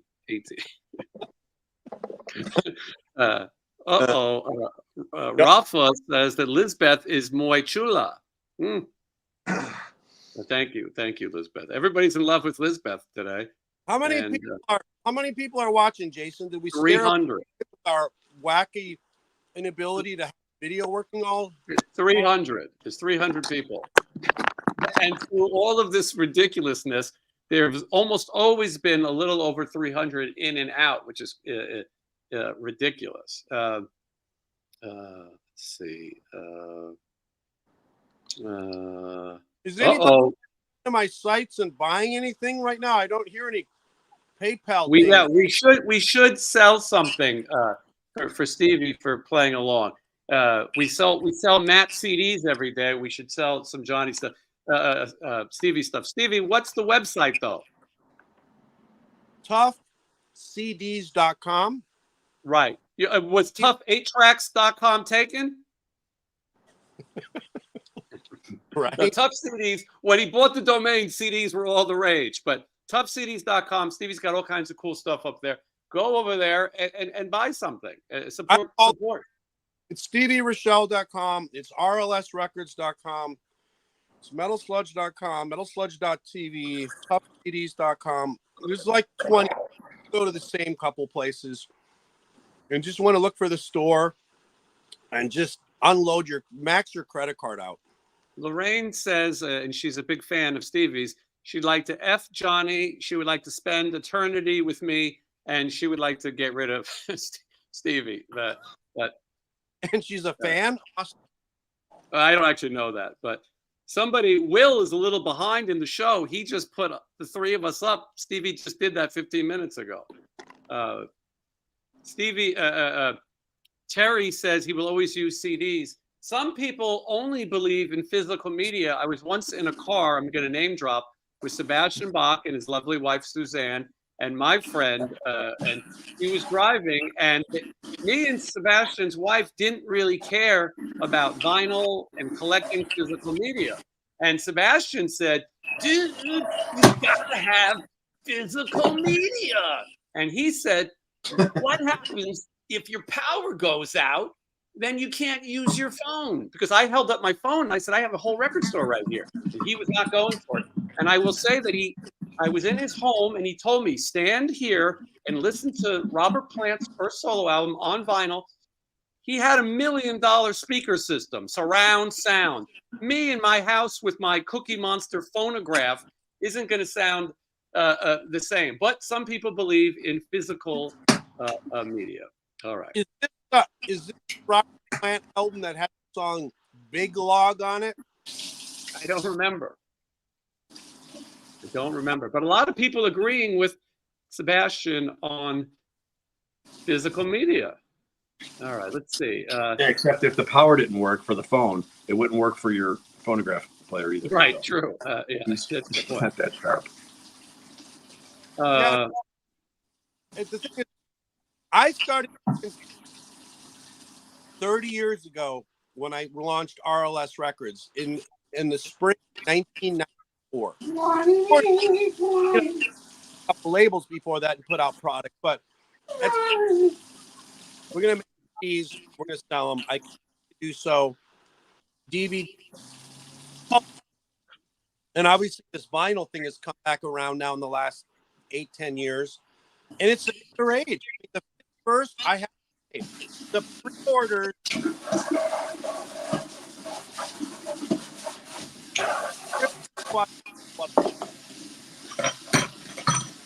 So there are fans who want the physical media. Yes. Want vinyl.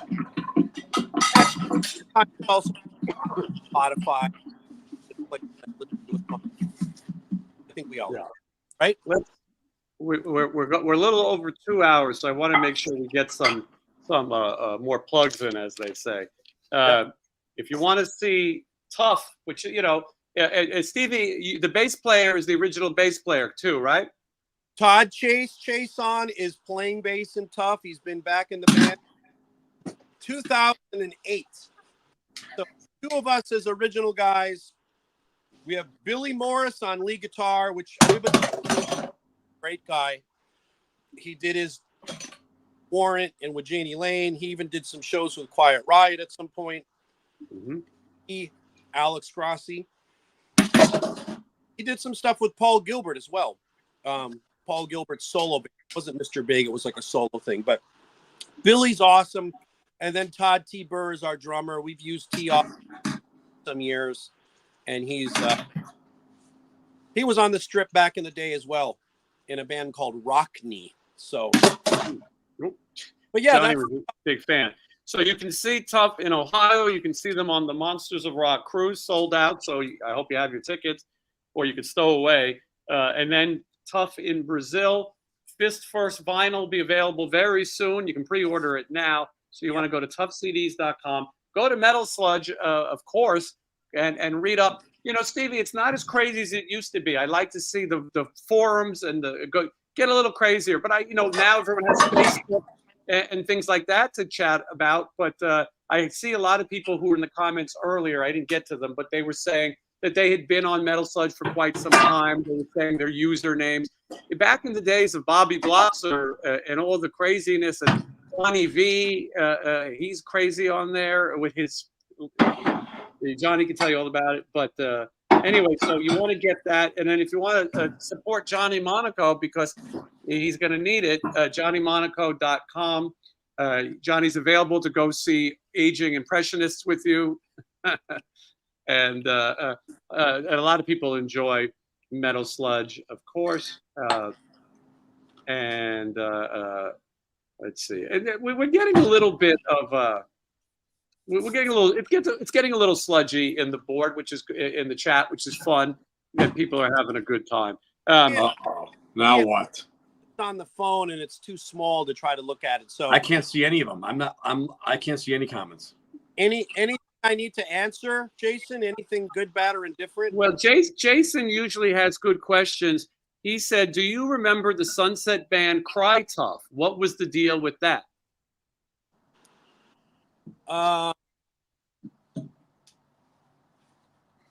No, I don't. I remember Tough Luck, TUFF, LUCK. They were from Florida, and they were around at that same point. And there was another band called Leather Tough, which barely made a dent. But Tough Luck put out an album or something. I vaguely remember Cry Tough. And did they spell it TUFF? They spelled it like you. Yeah, somebody I think told me that you were not happy about it at the time, or you said something to one of them for spelling it that way. You mean what? 30 years ago? Yes. Mm-hmm. It's a lot to remember. In my 20s, I said a lot of stupid stuff. So people come up and somebody handed me a flyer that said "Cry Tough" on it. I probably would have went, "Oh, great name! Where'd you get it?" Mm-hmm. All right, let me get to some of these questions. It is not true that Bobby Blotzer is starting a band called the TUFF Experience. I don't think it's true. This stuff sucks. Not sure. And let's see. Jim has a question for Stevie. Did a girl inspire the song "I Hate Kissing You Goodbye"? If so, where is she now? Good question. No. Fictional. Wasn't inspired by a girl at all. Got it. Good. That's good to know. Interesting. And then let's see. R. Showers, which is the brother of Golden, says, "Good to see TUFF out doing work," and that is good. And let's see. I'm just trying to get to these questions, and we'll wrap it up. My question from earlier, and a cheap plug: the bonus track on your new Fist First reissue. What year is that from? And is there a story behind it? Good question. Another Man's Gun is the bonus track. It's the 10th song. This first CD and cassette only had 9. I don't even know why it only had 9, but either way, 5 on one. The record, the vinyl, added a bonus track, Another Man's Gun. Now, that was recorded around the same exact time as I Like What I See and Titles and a few of those tracks. And we did it in Pennsylvania, Bensalem, Pennsylvania, to be exact. So why that song didn't make it on the record the first time, I don't even remember why, but we added it. It's the same. And it's a co-write by Michael Caruso and Canner, who also worked on Tie to the Bells and I Like What I See with us. Gotcha. Okay. Now, Mickey has a good question or statement. She says that the Metal Sludge P chart, I think you could say that word, but is the best. Stevie needs to keep that updated. I agree. I think that kind of thing was more popular when you were anonymous. But there is a chart. There is a chart. Johnny, are you on that chart? No, I'm not on that chart. Chips Enough is on it, I think. Of course he is. He's on a suitcase too. Mm-hmm. But it really is fun. And at one point, Stevie and I were talking about having him come on the show. I was going to have, and maybe one day we could still do this, but we were going to read descriptions of people and then guess who it is. Maybe we could still do it. Stevie didn't want to read about other guys' penises so openly. He didn't want to talk about Another Man's Gun on the show. But maybe we could do it where I'll have a young lady come on and read them, and then we'll guess, because I don't remember. I've heard some of them, but and let's see if we can guess the person with the wiener. Well, what we should do is this. The better way to do it, because there's about 200 names on there, it'd be real hard to say, hey, which, but if she says, hey, I'm going to give you 3 names. Is it this guy? Is it that guy? Or is it this guy? And then read the description. We have to guess which guy it is. Yes, I like that.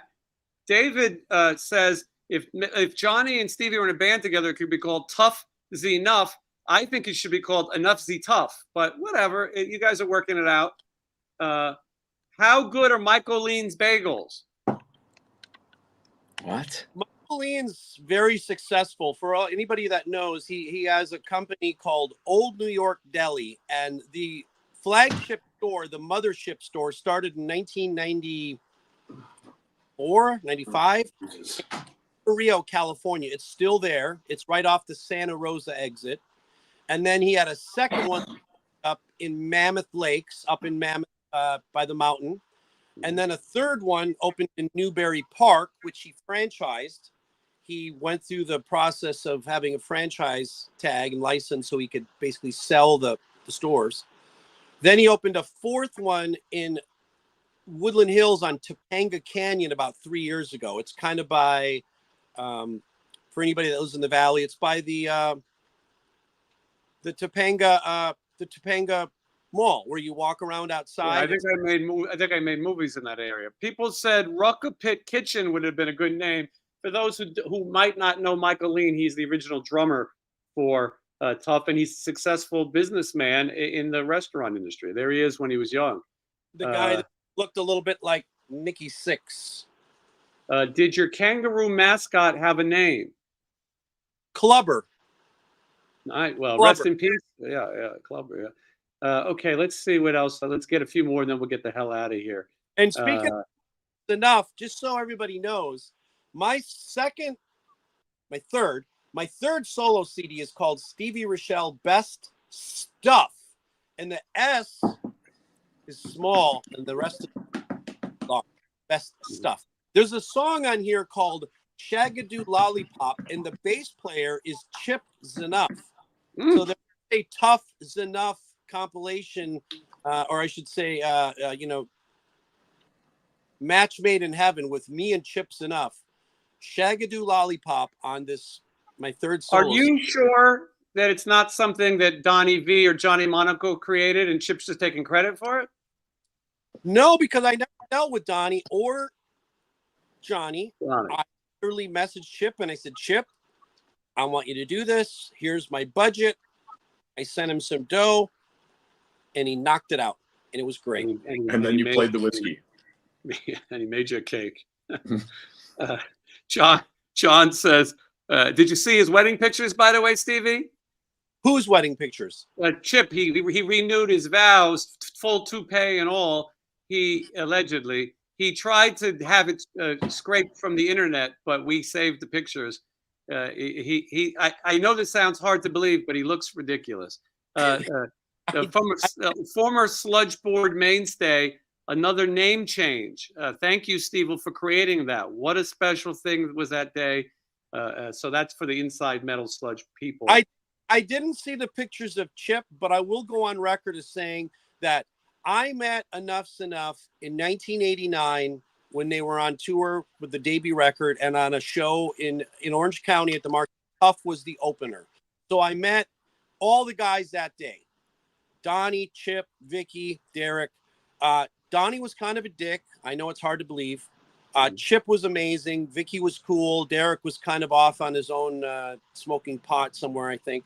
But so that's when I met him. And I've been friends with pretty much all those guys the duration. Me and Donnie have obviously had a little bit of this. But me and Chip have always got along. I love Chip. He's a good man. And I know that everybody likes to poke fun at his costumes or whatever he wears, you know. But well, I can't find the photo right now, but Johnny, if you have it, you can send it to me. But because no offense to you, Stevie, but you're follically challenged, and I wouldn't mind seeing if you thought that maybe this thing on Chip's head, maybe it's not authentic. I don't have a dog in the hair fight with Chip, but these pictures were ridiculous. They were having I believe a Catholic ceremony, and he wasn't wearing his traditional hat, and it looked like he might have a hairpiece of sorts. I'm not sure. Johnny, if you have the picture, wear the big maroon bouffant kind of hat thing or whatever. Yeah, a lot of people are thinking that he paid for that hair, so therefore it's real. Well, the thing is this, what I think is that there's some guys in the industry that are follically challenged. And, some guys live their life and they're like, this is me, take it or leave it. Whether they're wearing a system or extensions or some kind of a, whatever you want to call it. Then there's some guys that are out there that, are trying to fake it. Like they really want people to believe or think people are believing that that's actually their real hair, which LA Guns, yeah. Most people, and I wasn't thinking them, but just there's a few out there that are wearing some type of rigmarole, like this one, and I guess see that. But hold on, I'm getting an idea right now for a suitcase. It's too large. I had hair extensions back in the day. I guess, in the 80s, though, a lot of people did. And it was like kind of... Give them the free shipping, Caleb. Needed a little bit more length for a while there. But by the time it got long enough, it was no longer cool to have long hair. Caleb! I respected your honesty in the TUFF Diaries, where you actually talk about that you wanted to get extensions and where you go and who. I found it really interesting and really honest. And so anyway, for those of you, there's the picture if you want to look at it. I'm not so sure that that's, yeah. Yeah, I'll have to look later when it's Yeah. not the size of. Yeah, you got to look under a microscope to really notice it. Yeah, you'll catch it on the replay like everyone else. 300 people still saying here. The audience is voting though, and a lot of them are saying wig. Yeah. Carolyn says she's Catholic, but wow, I get it. Someone said Chip looks like Will Ferrell from Eastbound and Down, but I saw a better one. Someone said he looks like Penny Marshall. That's more like it. I've heard that before. There's been a few photos of Chip where he did maybe resemble her. Probably he was wearing some kind of crazy getup, But Chip's got style. He's got that whole like he's in a Sergeant Pepper's costume a lot of the time, and it works for him. So yeah, okay. It's somebody said here that Chip is always cool to the fans. Well, that's because you have to be when you're trying to pull off a charade. Enough's Enough is Donnie V's music, and he is the voice, and he is the guy. But Chip likes to go out and shake hands and kiss babies because he needs to be accepted. Because if people realize he's just a bass player who no one wearing a piece, they would not be interested. He should not be the singer for Enough's Enough. I don't like to see these bands where stupid shit happens. Time to call it a day. No one's listening to current Enough's Enough. But they had a good thing with Johnny. And I will tell you, I was hard on the Johnny years too. I said, how stupid is this that they have a scab singing for Enough's Enough? But Johnny sorry, Johnny. Johnny did a great job and fans liked him. But Chip tried to pull, the ultimate steal and sort of pretend that if I dress like this and I say I'm the guy, people will believe he's the guy. I'm not a fan. Donnie V, I like. He'll be at the Rainbow Bash. You can go see him. All right, let's see here. A lot of people are concerned that it took golden retrievers to make his hair.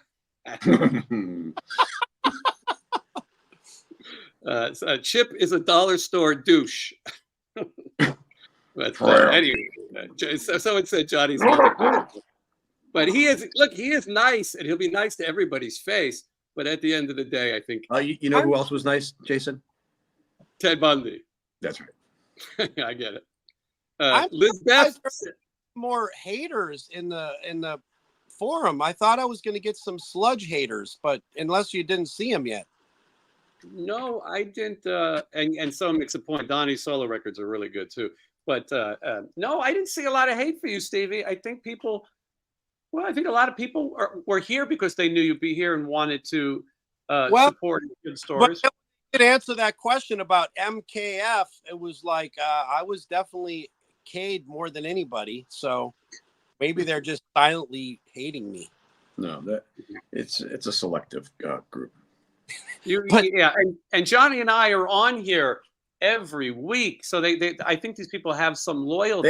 They think I'm Rich Little.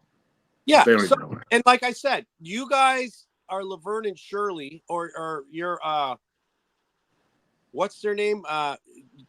You're Jack Ritter, and Monaco is and I was like the new Chrissy for the Odd Couple.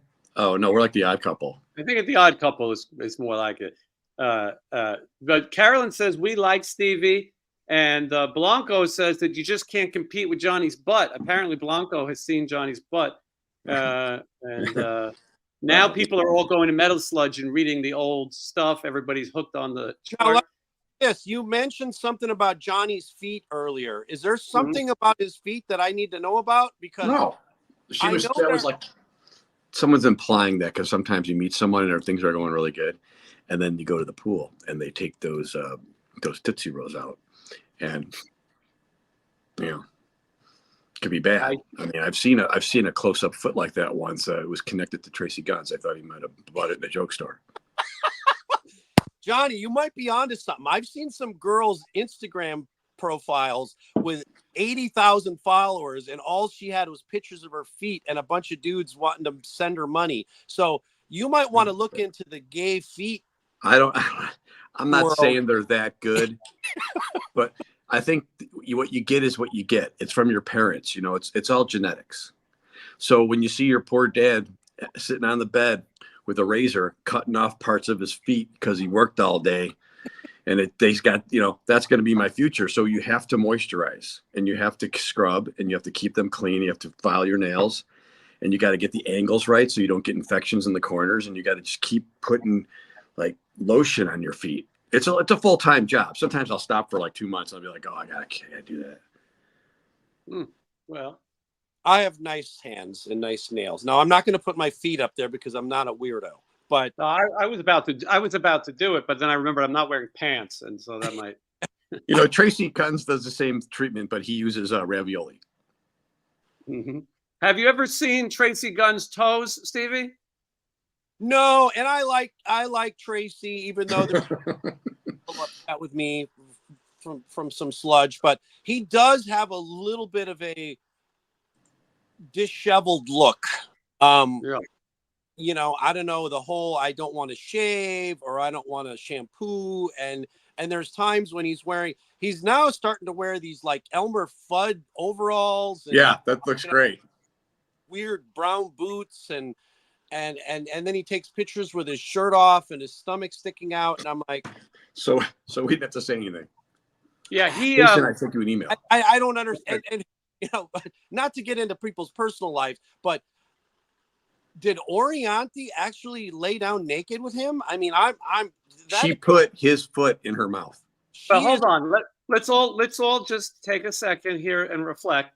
I get along with Tracy fine too, and I like him, but he does have bad toes. He needs Lamisil or something. And I've heard that from everyone who's toured with him. I've seen pictures. I have a feeling there might be one in my email, but he definitely has, and he doesn't like to shower. He believes on the road that if you shower, you'll get sick. That's what he believes. And so, but I don't have a problem with him. So he did date Orianthi. Orianthi has a new boyfriend. I don't know if everyone knows this. I'm going to show him. This is not secret, but here he is right now. This is Orianthi's boyfriend.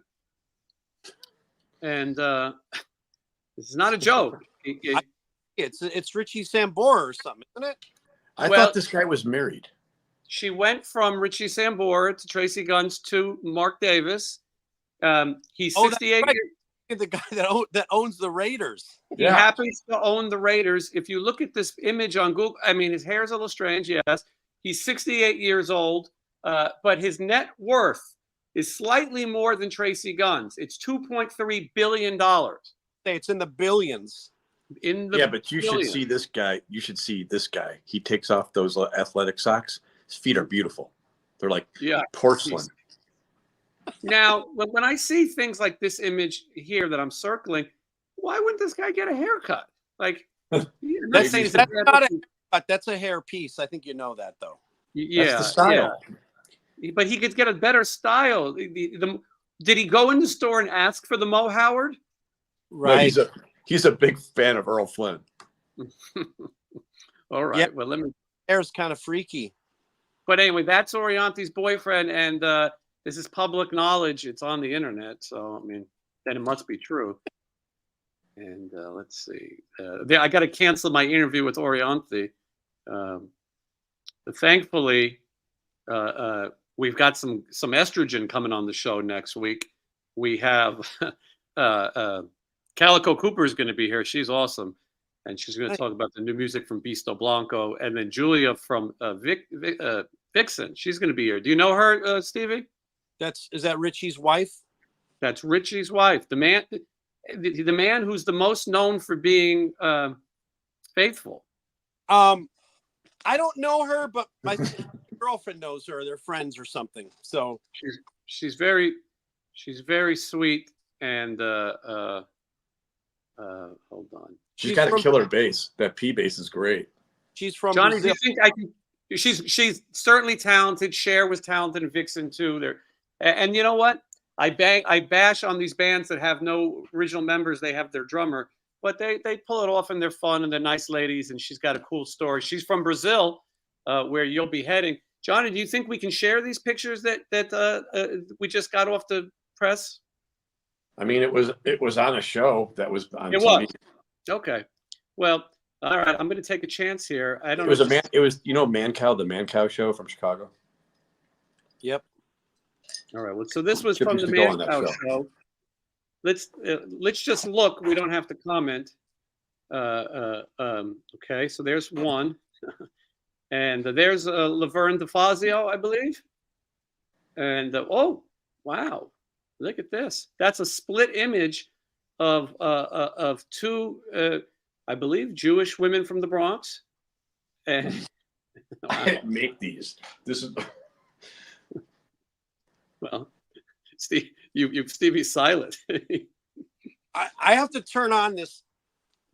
See if I can see this in the. Hold on. Steve Summers, or as Christy Major says, Stevie went down. Steve Podbald. Stevie, you can't really talk about anything to do with Pretty Boy Floyd. That's not your thing. But it is the greatest sludge in the last 10 years that you can't report on or don't want to report on. You've made a decision to stay away from that, and it's understandable. But I will say that the battle of Christy Crash Majors and Steve Sex Summers is hysterical. Who knew Chris had such a sense of humor? He posts the most insane things about Steve, and he alleges that Steve may have been selling fraudulent memorabilia. I'm not expecting a comment, but it's certainly interesting. No, I have a comment. Am I live? Yeah. Check your blood, check your pulse. My phone shifted, so what I was seeing before it kind of changed, but I just wanted to make sure I'm there. You know, as far as the whole Pretty Boy Floyd thing's concerned, you know, I've known those guys forever. I've been friends with them. I've had, you know, an acquaintanceship with them, and you know, we've all feuded at some point or another, you know. But you know, the thing is, what Steve did or what Steve didn't do, it's not even up to whether Chris said it or what Chris says about it.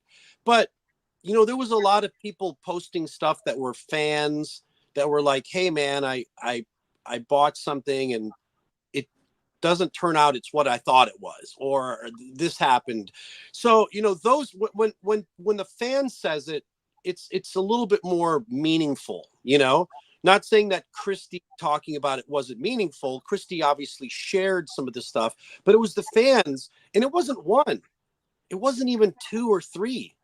It was a whole bunch, you know, and that's not cool. You know, I look at it like this. When our bands, all of us, and, you know, when you look at this D list, you know, Bullet Boy, Enough's Enough, TUFF, Pretty Boy Floyd, you know, Toys, Danger, Trickster. We're all, you know, in this lower echelon, and to try to keep fans, have them come or say, hey, I'm gonna go online and buy $50 to buy or a t-shirt package. You got to give them what they're paying for, you know, time, and if you're gonna sell, hey, I'm gonna sell you a classic guitar or some type of collector's item or something, it's got to be authentic. It's got to be real, because if one person steps on someone's toes and takes advantage of them, whether it's one guy or the other, or one band or the other, it affects everyone else, where they go, hey, man. 100%. And, you know, I'm going to say it's alleged, but there are fans who are posting pictures of signatures that are not real, and items that Chris says that he's never played and things like that. So it's a sad thing. And people ask why I don't have Steve on. He would come on. He has no problem doing that. But without Chris's side, it doesn't really matter. They both have to say it. I wanted to mediate for them. I wanted to have them on and save some lawyers' fees and let's figure it out. But unfortunately, it doesn't look like that's going to happen. In the meantime, we're getting some entertaining posts. Boy, they get. I've seen all the back and forth, and, you know, of course, everybody sent it to me too. You know, not just because of Sludge, but because people know that I know those guys, or I've had my feuds with Christy in the past, and I've had feuds with Steve. But, you know, so everyone wants to know my opinion. You know, and at some point, you know, I think one of Christy's points right now is that he's not involved, or he's not getting his fair cut. And people have said to me, like, well, you're doing the same thing. And I'm like, well, no, I'm not, because when Todd and I play together, we bill it as TUFF. You know, we have an agreement. When we play together, it's billed as TUFF. When I go and do something by myself, like I've done in Thailand or Brazil, it's billed as Stevie Rachelle, the voice of TUFF. When I went to Lima, Peru, I was booked as Stevie Rachelle, the voice of TUFF. When I play with Shameless, it's Shameless featuring Stevie Rachelle of TUFF. I don't just say, hey, it's TUFF. You know, there was a point when I said it was TUFF that Todd wasn't involved because he wasn't involved. He wasn't there for but I make sure to distinguish that and separate the two. But you know what those guys do, that's their deal. You know, Christy says, have you spoke to either, Steve? Have you spoke to either of them in the last couple months? I will plead the fifth on that. Yeah, okay, it's fair. So I'm very well aware of what's going on from both ends of that, and for what it's worth, they got to figure it out. You know, and I've said to friends. I've even said it to them. I said it to Steve years ago when he was feuding. I just said, you gotta pull the trigger. You gotta make a stand. It's just like what Tracy and Phil did. Tracy and Phil were fighting forever as LA Guns. We're over here. We're over here. Screw you. No, screw you. Then eventually they get together, and then Steve Riley's over here with you know, rest in peace to Steve Riley and Kelly Nichols. And then there was that feud. So then they're like, let's go to court. Settled. Great White. Same thing. At some point, they got in court. Mark Kendall over here with Michael Arty and Jax over here. They got to settle it. Rat, they went to court multiple times. Queensryche went to court. You know, so and Warrant, I don't think ever went to court, and I don't think Skid Row went to court. But Skid Row's got them here, and Sebastian's here, and Janie was here, and Warrant was there. At some point, those two, even though it's a smaller potato. Oh. like LA, like Bullet Boys, you know, Mark's with everybody, and then they left, you know, and then they're back, and it's a reunion. Now He's more of a huevos rancheros than a potato. Enough's enough is another one, you know, Chip and Donnie, and they're going to get together, and we're going to have Johnny do it, and then Johnny's going to play guitar, and then, you know, no, we don't want either of them. So there's got to be some type of settlement, some type of legal and lawful agreement, at least from my perspective, for both of them, for all involved, whether it's Steve's side or Christy's side, to say, hey, let's come to a mutual agreement. And that's what's probably going to be best for them in the end. And it's not fun to go through that legal stuff. I'm sure Tracy and Phil and Steve and Kelly didn't like all that. Jack and Mark and everybody in Great White didn't like to have to deal with that, and Steven and Juan and like all that either. You know, it's a tumultuous thing to go through, but at some point you have to do it and come to an agreement to say, okay, I'm here, you're there. This is our agreement. You do that, I'll do this, and we come up with a set of parameters of things you can and can't do. You know. Yeah, I agree. All right, we're coming up on 2.5 hours. I'm going to get some plugs in, and then I'll wrap up with my stuff. But, okay, so, again, TUFFCDs.com. That's if you want to pre-order the new TUFF vinyl. You want to buy any of the other records. He has all kinds of cool merchandise. You get yourself a Metal Sludge beanie or shirt, hat. He's got it. Stevie knows merchandising. He has it. You want to see the tour dates, go there. Go to Metal Sludge and have a good time. We'll get some links for all those things. Thanks, Stevie, for coming by. It's always fun when you come in. Who the hell knew that this show was going to go this way? I thought you'd come in. We've chat. You've been on here 4 times before. Last time you tried to do some material. You had a bit with these Billy Bob teeth. I didn't quite understand. This time you had connection issues. But either way, it's always interesting. Johnny Monaco, you can catch with Stephen Piercy. Shows coming up at the Stratosphere with Night Ranger here in 16th and 17th, and then we'll be in Illinois with a very special surprise that nobody knows about. So those are those things. And go to johnnymonaco.com. Anything you guys want to say before we wrap?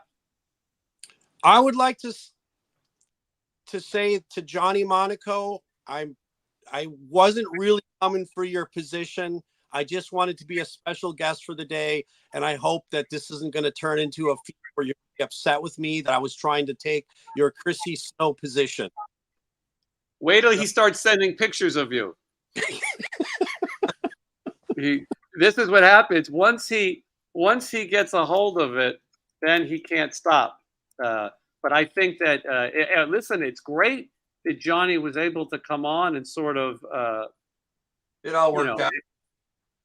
I'm still a little traumatized from Rich Little, but of course you're welcome to go on Jason's show anytime you want.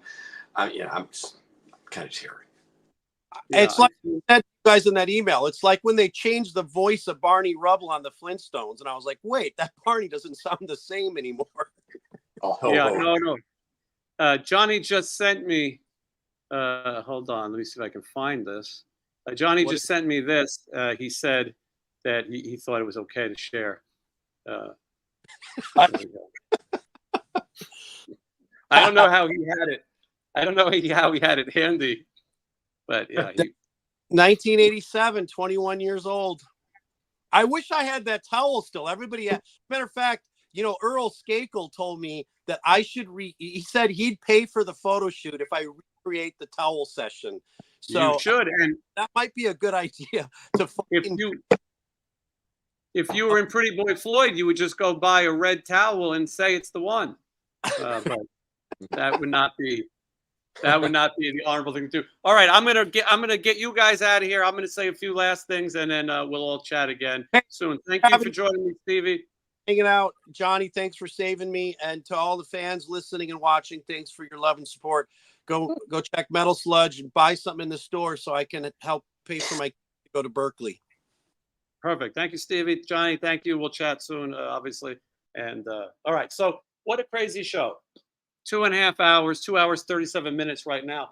I personally said I was only going to do this for an hour. I thought me and Stevie would chat for an hour. We'd talk about what he had going on. We'd have an interesting talk about his trips to Thailand because I was interested in his experiences. We were all disappointed to hear that he was in a relationship. And so we didn't get to hear the details because there were none. But it sounded like he had a great time. We also got to talk about the TUFF's upcoming plans. And I like that he checks in. Stevie can be a bit of he can be a controversial figure. As I was saying earlier, somebody wrote me and said they didn't like something he said recently and they would not be watching. And so I'm glad that, and I'm thankful that I was able to get Johnny here on short notice. This is the first time that my technical problems also became an issue. My internet, my laptop needed to be restarted. Everything was crashing at once. I try to go on my phone, and it's frustrating because, I was teasing earlier that Johnny said, I should make the video slicker, and I was kind of being silly. I mean, Johnny has a really good eye for that, and yeah, you want to put out quality. And I say every week, I want to use a better camera. I want to use better lights.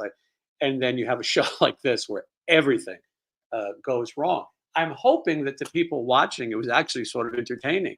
I think I keep saying the reality of this show is what people seem to like. Well, you got reality. You got a bunch of guys and internet problems, and then evaluating pictures of hair pieces and all of those other things. Before I say goodbye, Daryl says, Jason, are you going to go to any more horror cons in the future? What's your favorite autograph in your collection? Well, it's a great question. My favorite autograph in my collection, I don't know. There's autographs in my collection that you wouldn't believe I have, like Tupac. I mean, there's some really crazy ones. And there's other cool stuff. I have some signed stuff by all the members of RAD, including Robin Crosby. I do have an Enough's Enough picture signed, including Derek Frigo, Christopher Reeve, Superman. My memorabilia collection is insane. People I've met, Kurt Cobain, Paul McCartney. These are the memorabilia things some of that I think are great. I will be at a thing called SteelCon. It's in Pennsylvania. If anyone would like to hang out, come out to the SteelCon in Pennsylvania, and that's in April. I will be there. After this cruise, we're going to Aruba, but we're getting off the boat in Aruba, and another band is getting on. It's a bummer because we're not going to get to experience the whole cruise. I think I'm going to be in New York City, and then we're going to be on the road. SteelCon is somewhere in Pennsylvania, across the street from the Dawn of the Dead Mall. You'll have to look it up. I don't know the city. Monroeville, maybe. And then Stephen will be doing more of these conventions as well. And so those things. I'll be going to conventions all year. Wednesday 13, he couldn't be here today because he's on a plane from Australia, but him and I are going to go to the Texas Chainsaw Massacre locations. We've talked about that. And